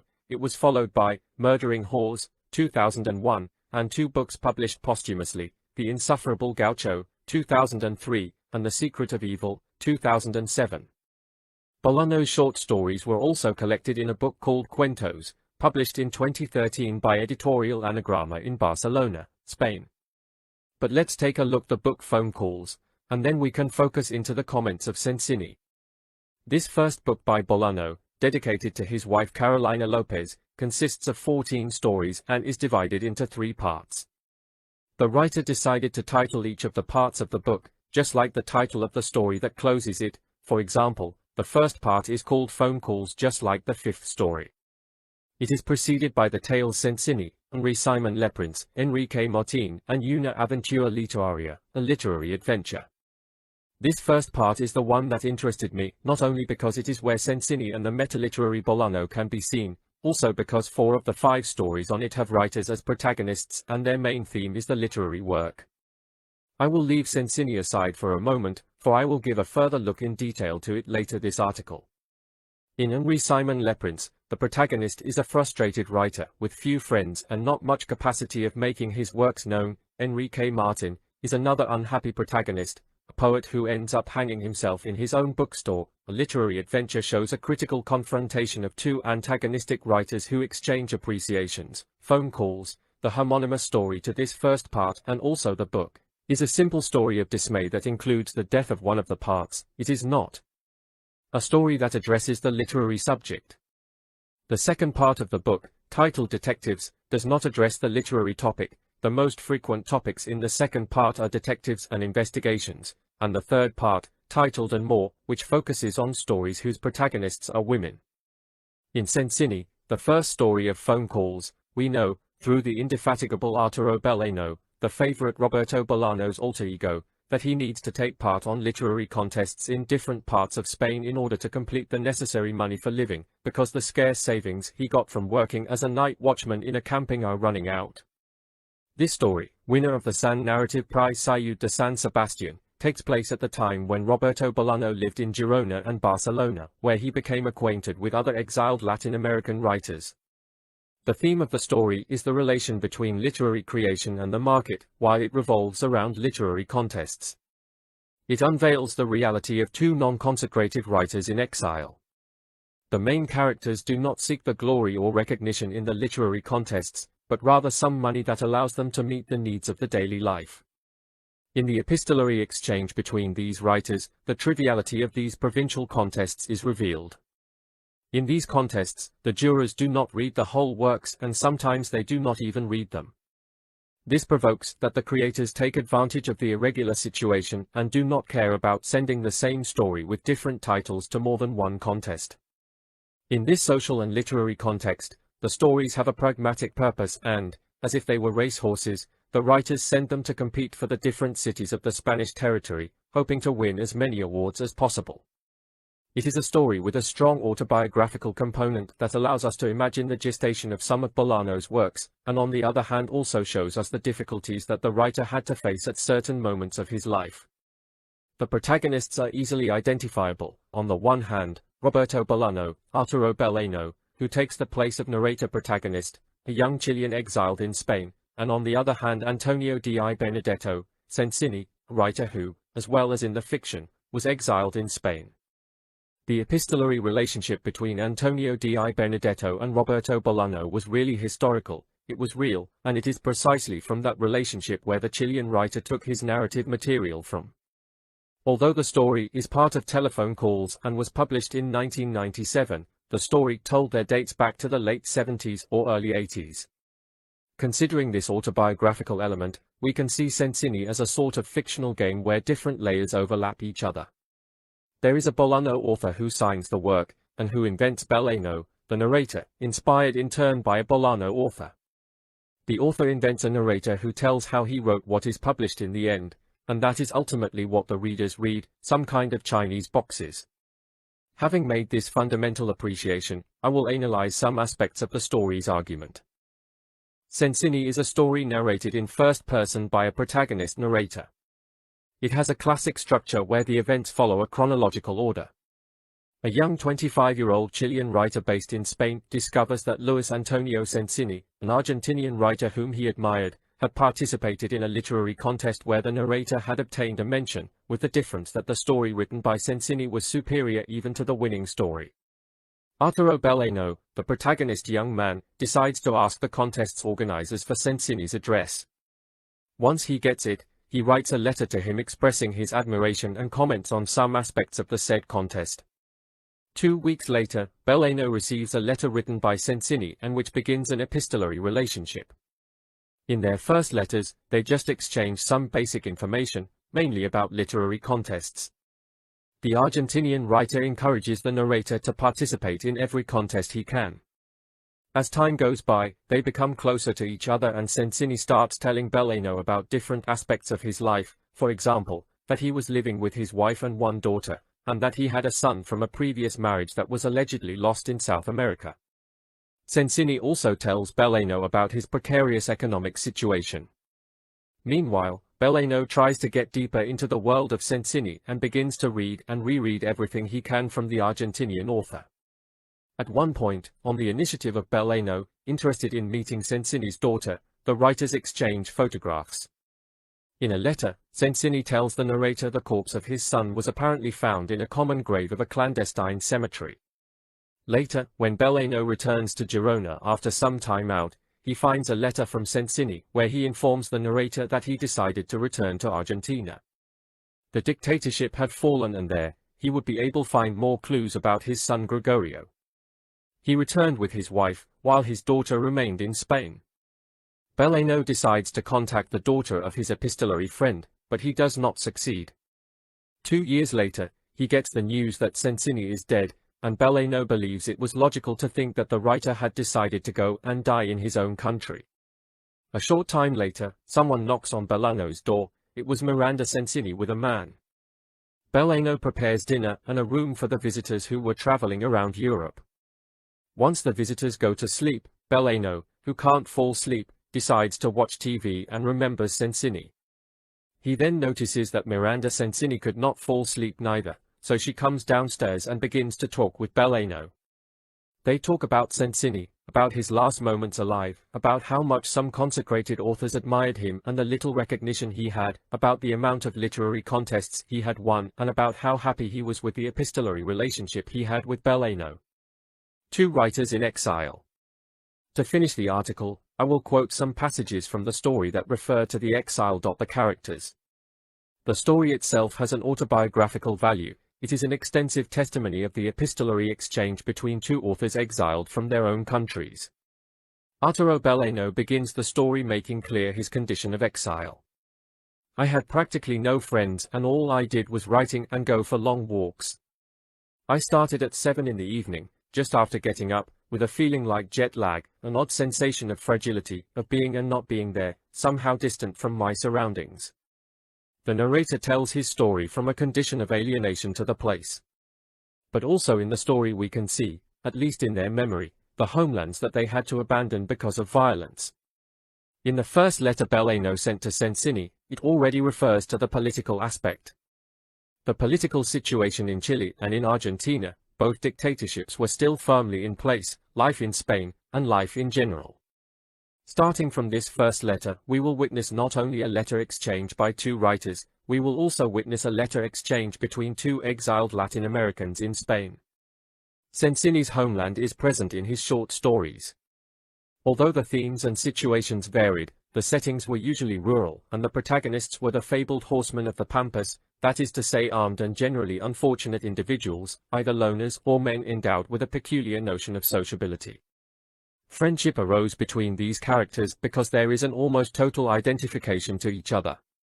The living conditions they faced were very similar, hence empathy. The letters help these characters to stimulate each other, reflect on their lives and the literary world they also have to share. One notable aspect of Cencini's life is that he is deeply saddened by the disappearance of his son, a young 35-year-old journalist. Beleno wrote a poem referring to the case of Gregorio and Latin American political reality. In the meantime I remember I wrote a very long, very bad poem, full of voices and faces that seemed different at first, but all belonging to Miranda Sensini, and when, in the poem, I finally realized this and could put it into words, when I could say to her, "Miranda, it's me, your father's friend and correspondent," she turned around and ran off in search of her brother, Gregorio Samsa, in search of Gregorio Samsa's eyes, shining at the end of a dim corridor in which the shadowy masses of Latin America's terror were shifting imperceptibly. After some time of uninterrupted letter exchange, when Belleno knew about Sensini's death in Argentina, he expressed, "I don't know why, but it seemed logical that Sensini would go back to Buenos Aires to die. This is a reflection by someone who is also exiled. That is why Sensini's election of dying in his homeland makes sense to the narrator. For a political exile, returning to his country means to return to what belongs to him but was taken away." The reflection on Belleno's solitude in the foreign country that can be seen from the beginning of the story can be seen again in the end, when Miranda Sensini visits him at his home. When the girl knocks on the door, Belleno thinks, "I knew only a few people in Girona and none of them would have turned up like that unless something out of the ordinary had happened." It is one of so many sentences that show the reality of exile. It is not easy to fit in a society when you are a foreigner, or when you do not have the contacts that the other inhabitants might have. That is why Belleno worked in whatever he could and tried to win literary awards. He tried to survive knowing his condition of foreigner, a condition he shared with the other writer in which he could feel reflected, Luis Antonio Sensini.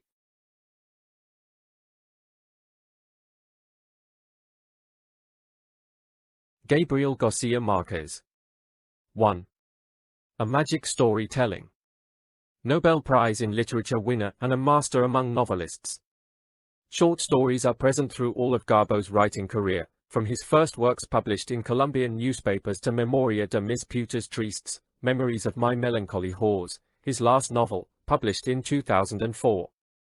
In this article, a sneak peek his short stories collection Los Funerals de la Mamá Grande, Big Mama's Funeral, and in the article to come, a literary analysis of the short story, Un Dia de Estos, One of These Days. By Fernando Chelle. Gabriel Garcia Marquez and Short Stories. It is normal and almost logical that when we think about Gabriel Garcia Marquez, Arequipa, Colombia, March 6, 1927, Mexico City, Mexico, April 17, 2015, first thing we think about is in a great novelist, awarded Nobel Prize in Literature in the year 1982. His ability as a novel writer is beyond question, from La Hojarasca, Leaf Storm, 1955, to Memories of My Melancholy Whores, 2004, passing through the mythic Cien Años de Soledad, 100 Years of Solitude, 1967, or any of his other 7 novels, the Colombian writer got a well-deserved recognition as a great novelist among literary critics and readers as well. However, short stories are the foundation of his great literature. Short stories are not present exclusively in Garbo's 4 short stories collection. They can also be found in most of his novels, movie scripts, and journalism works. Garcia Marquez himself acknowledged more than once that it is the little stories that make the world interesting and fantastic.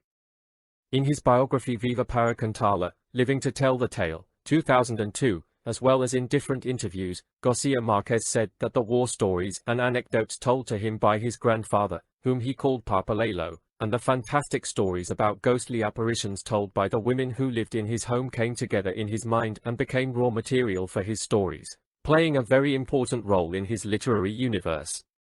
Even if it is true that Garcia Marquez began his literary adventure the same way many other writers did, writing poetry and later with some humoristic comments, his first relevant literature contributions were his short stories. His first acknowledged short story was called Psychosis Obsessiva, Obsessive Psychosis, a fantasy story dating back to his high school years in the Liceo Nacional de Varones de Zipaquira. The most recognized Colombian writer ever started writing short stories in 1947. His first short stories were published by the newspaper El Espectador in Bogotá. His first short story published was La Tercera Resignación, The Third Resignation, and his last one was published in 1955.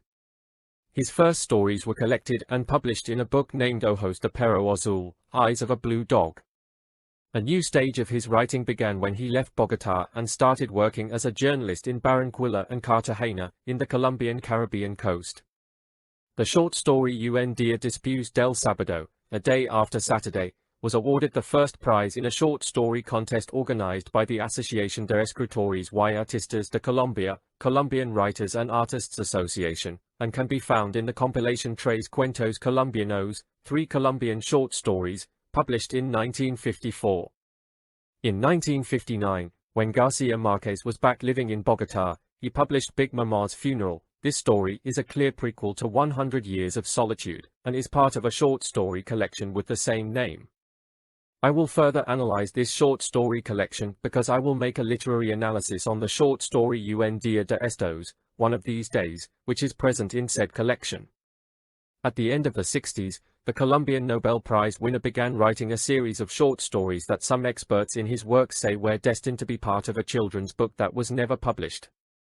These stories were meant to be cinematographic scripts at first, but were finally published in the year of 1972 with the name La Increíble y Triste Historia de la Candida Erendira y su abuela desalmada, The Incredible and Sad Tale of Innocent Erendira and Her Heartless Grandmother.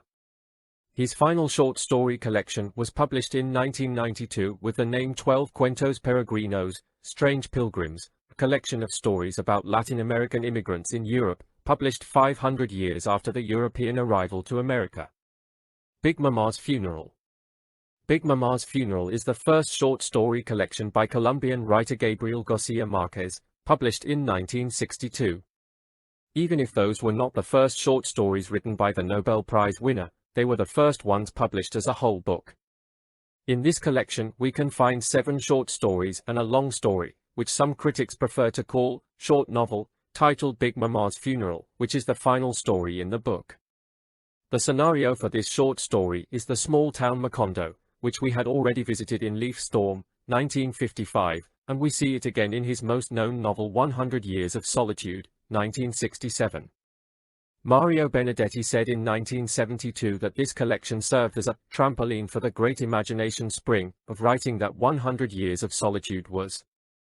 This sentence by Benedetti is totally true, for in Big Mama's Funeral we can see certain features that will later appear on 100 Years of Solitude, the town of Macondo, characters like Colonel Aureliano Buendia and his brother Jose Arcadio. There are also some stories that Garcia Marquez approached in La Mala Hora, in Evil Hour, a novel published in 1962, and in 100 Years of Solitude. Big Mama's Funeral is a book in which we can already see the elements of the magic realism that featured in many of the further Garcia Marquez works. We find stories that happen in an atmosphere of a heat so intense that surpasses reality. Among the stories we can find in this book there are a woman who dies 92 years old as a virgin, and many important people like the country's president and the Pope attend her funeral, a priest who claims to have seen the devil, and a story where many birds fall upon the town, tearing mosquito nets and wired fences apart, among others. All of these stories have an omniscient narrator, who tells the stories in an organized way, which allows an easy reading. As a typical Garcia Marquez work, there are not many dialogues or monologues. Descriptions of the environments where the actions happen are a very relevant element, and are present in all of the stories of this book. Beneath the pages of this short story collection, we can see a parade of many kinds of characters, members of a privileged society as well as the marginal people. We find widows, thieves, carpenters and dentists, as well as politicians, lieutenants, doctors and priests. Gabriel Garcia Marquez. 2. A magic storytelling. Nobel Prize in Literature and a master among novelists. Short stories are present through all his writing career, from his first works published in Colombian newspapers to Memoria de mis putas tristes, Memories of My Melancholy Whores, his last novel, published in 2004. In this article, a literary analysis of the short story One of These Days. By Fernando Chelle. One of These Days. A reality not of paper, but one that lives within us and determines each instant of our countless daily deaths, and that nourishes a source of insatiable creativity, full of sorrow and beauty. Gabriel Garcia Marquez, fragment of the Nobel Prize acceptance's speech. 1982. One of These Days is part of a short story collection named Big Mama's Funeral, published by Universidad Veracruzana de Xalapa in Mexico, in 1962. This short story by Colombian Nobel Prize winner in which nothing is missing or lacking, is strongly linked to the short story Espuma y Nada Más, Lather and Nothing Else, by Colombian writer Fernando Tellez. In Tellez's short story, published in his book titled Cenizas para el Viento y otras historias, Ashes for the Wind and Other Stories, in 1950, we can see a barber and a captain, which can be compared to Garcia Marquez, dentist and military mayor from one of these days. Both stories occur somewhere around the 20th century, and allude to the armed conflict in the society, but in Tellez's short story, the role played by the characters is more explicit. The plot of one of these days is the meeting between an empirical dentist and the town's mayor, a military, in an old dental's office where the mayor's tooth will be extracted. There are only three characters, two main characters, Mr. Aurelio Escobar, dentist, and the mayor, lieutenant, and one secondary character, the dentist's son, which works as an intermediary between both parts. Behind this daily life encounter, there is a background full of social violence, corruption, abuse of power, tension, and hostility between the main characters.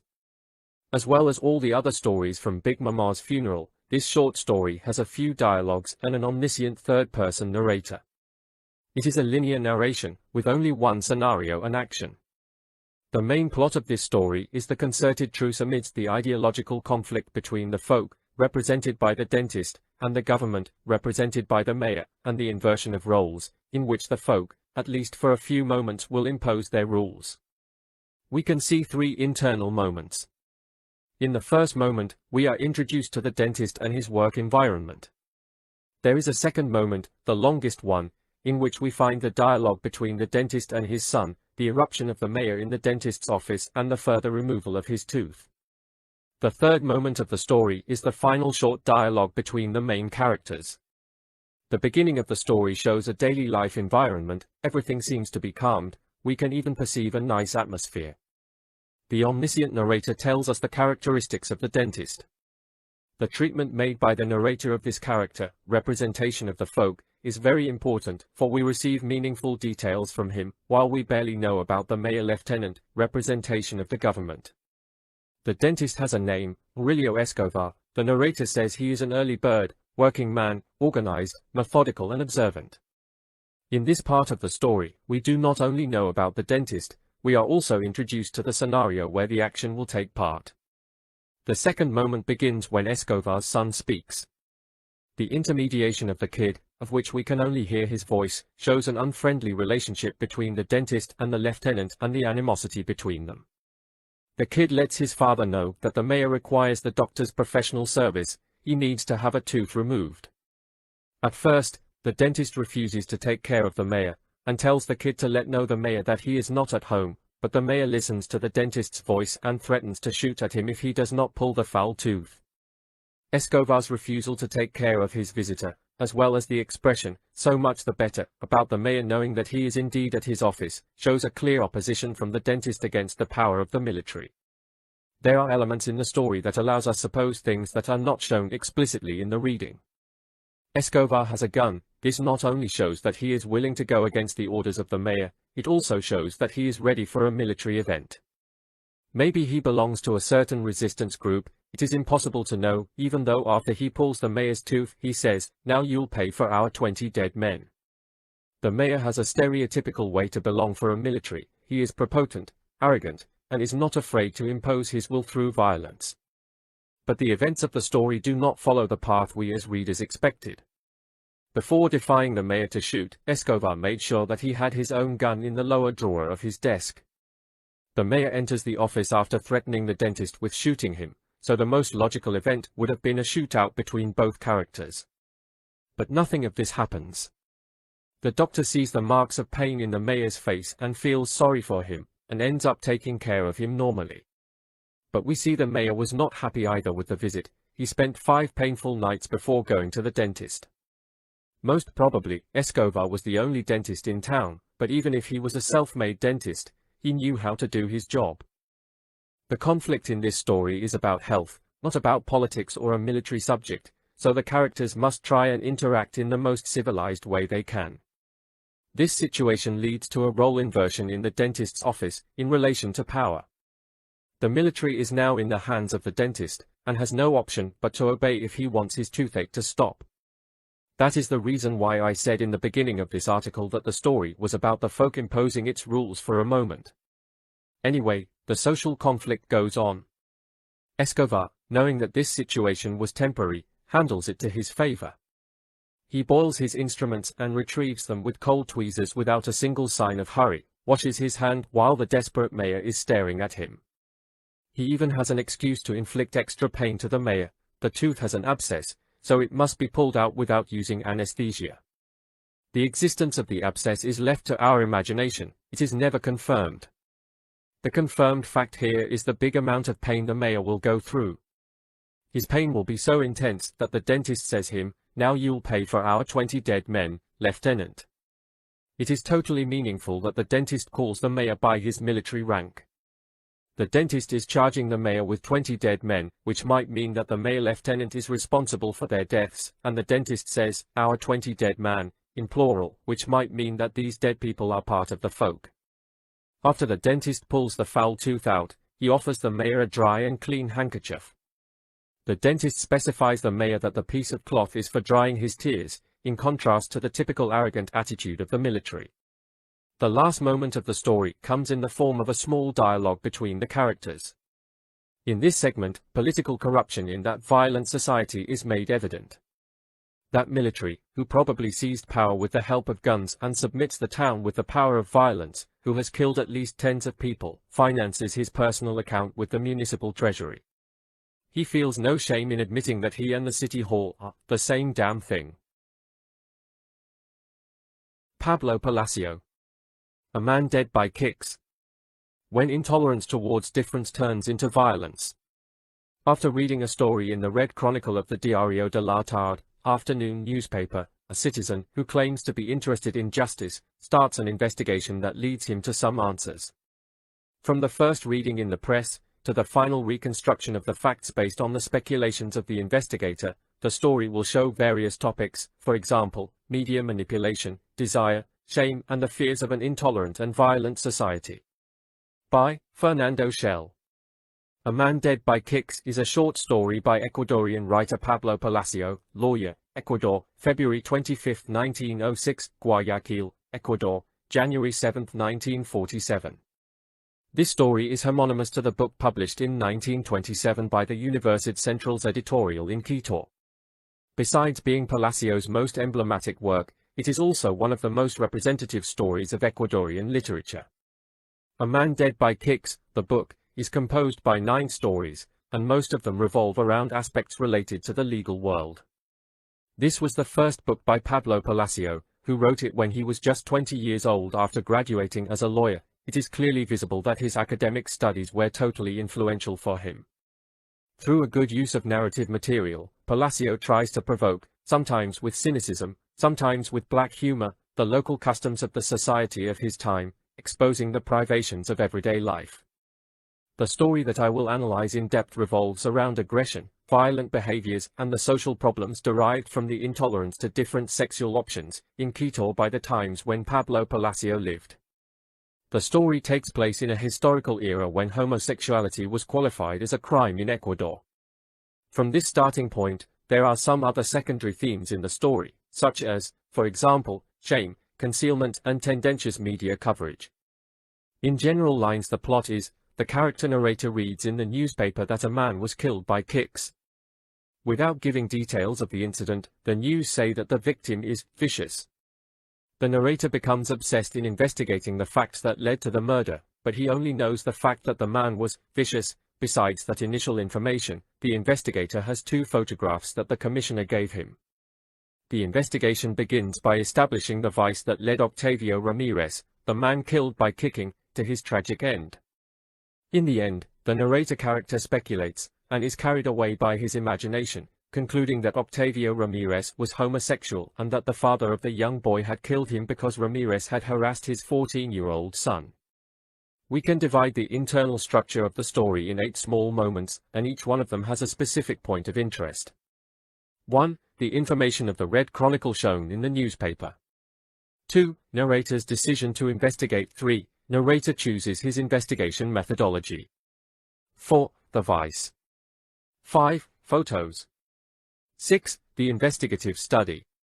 7. The conclusion of the investigator, narrator. 8. Reconstruction of the facts. The story begins with the reproduction of a news story. The narrator character shows the readers the news as he read it in the Red Chronicle of the Diario de la Tarde, so we become witnesses of the material on which he will investigate later in the story. This is the first moment of the story's internal structure. It is the only one that is narrated in third person, because the voice is the reproduction of the newspaper. Take for example, we will try to keep our readers up to date on what is known about this mysterious death. The facts in the news are told prior to the development of the action of the story. The narrator character reads the news the day after the death happened. The Red Chronicle begins with the words, "last night," and in the second paragraph, it says, "this morning." The report in particular refers to the words of Ramirez, who claimed to have been the victim of a beating by some people after having asked for a cigarette. The incident took place between the streets Escobedo and Garcia, and then the injured was taken to the police. In the second paragraph of this first segment, where Ramirez is already mentioned deceased, we can find the most important statement of the story. Since the narrator begins the investigation from it, the only thing that could be known, by an accidental fact, is that the deceased was vicious. The interest of the narrator character in clarifying the facts is seen in the tracking he does to the case in search of information in the news. But he does not decide to start the investigation immediately. He decides to start it after 10 days have passed. From this moment, the time of the action story coincides with the time of the narration. The first singular person is used from that moment until the end. The narrative voice is taken by the character narrator, a homodiegetic narrator. The narrator tells the story from the inside, and also autodiegetic. The narrator is a character. The narrator is determined to find out, without leaving his home, the reasons that moved some guys to attack another person by kicking. The fact that the narrator laughs to satisfaction and that the death of a person in that circumstance seems funny to him is a signal that this character narrator has a quite particular psychological complexity. He says he wanted to carry out an experimental study of the event and then discarded that possibility, because it seems more interesting to him to study the reasons that led those individuals to act in the way they did. Once that point is solved, he will light his pipe, in an Arthur Conan Doyle style, which will become a leitmotif in the story, and then he begins to investigate.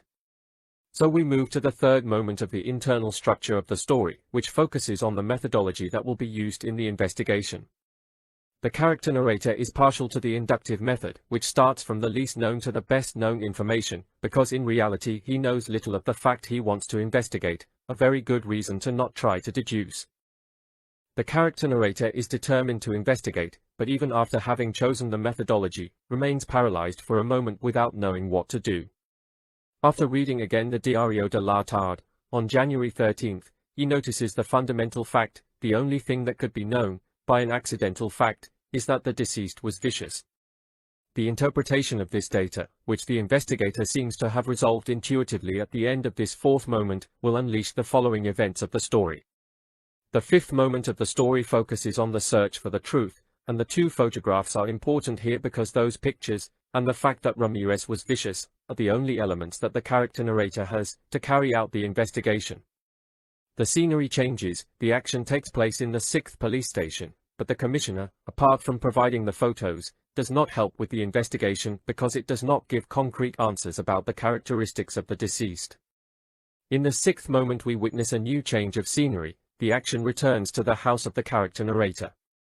There, he locks himself in the studio, lights his pipe back on and focuses on the analysis of the photographs. After reviewing repeatedly both pictures, he makes a drawing of the deceased that has feminine characteristics, and that is the moment when he confirms which was his vice. This leads him to insist that Ramirez was in fact a bad person, showing again the psychological complexity of this character. This moment ends with the words of the protagonist, repeating the central question of his investigation, "I tried. I was trying to know why he was killed, yes, why they killed him." Immediately after the character narrator repeats this question, the story takes a somewhat radical turn, and we witness the investigator's conclusions, which will be the center of interest of the 7th segment. He is convinced that Ramirez lied, because it is illogical that someone is attacked this way just for asking for a cigarette. Ramirez surely had lied because he could not tell the truth, and this was surely related to his vice. From that certainty, the character narrator raises and discards different assumptions. Then, from some real and other just possible elements, reconstructs the personality of Ramirez. In the eighth and last segment of the story, which focuses on the reconstruction of the events that have taken place, the writer retakes the journalistic tone of the beginning of the story. The difference is that the information handled in this moment is a total assumption. The character narrator makes a reference to the place where Ramirez lived, then pictures him lustful, full of desire, altered by his passions, until he reaches the place where the attack takes place. Ramirez, victim of his needs, after flirting with some men with whom he meets fortuitously, seeks to satisfy his desires with a 14-year-old boy.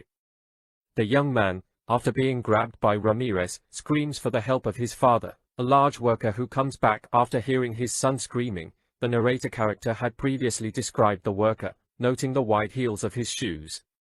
After questioning and insulting Ramirez, the worker kicks him 3 fatal times. In this last segment, the complex psychology of the character narrator, who found the story funny the first time he read it and got angry with Ramirez when discovered what his vice was, gets on the side of the aggressor and enjoys the cruel attack, which ultimately leads to the death of Octavio Ramirez. As a conclusion, in successive passages of this analysis I referred to the psychological complexity of the character narrator, a complexity that we could link to an unhealthy personality.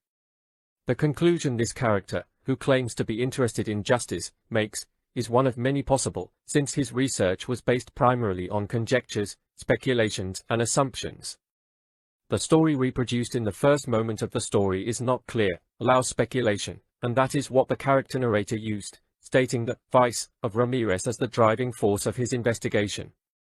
The brilliance of Pablo Palacio in this story, besides the creation of that complex and particular character narrator, can be seen in the way he transmitted the desires, passions, and torments of Ramirez, the fear of the 14-year-old boy, and the anger of his father, the worker from Quito. Has mankind advanced in the social integration of people with different sexual preferences? Obviously, since the date of its publication to date, society has made much progress, but there is still much to do, so people like Ramirez do not live the tragedy of being condemned by those who fear, marginalize, or reject everything which is different from what is socially accepted as valid due to prejudices.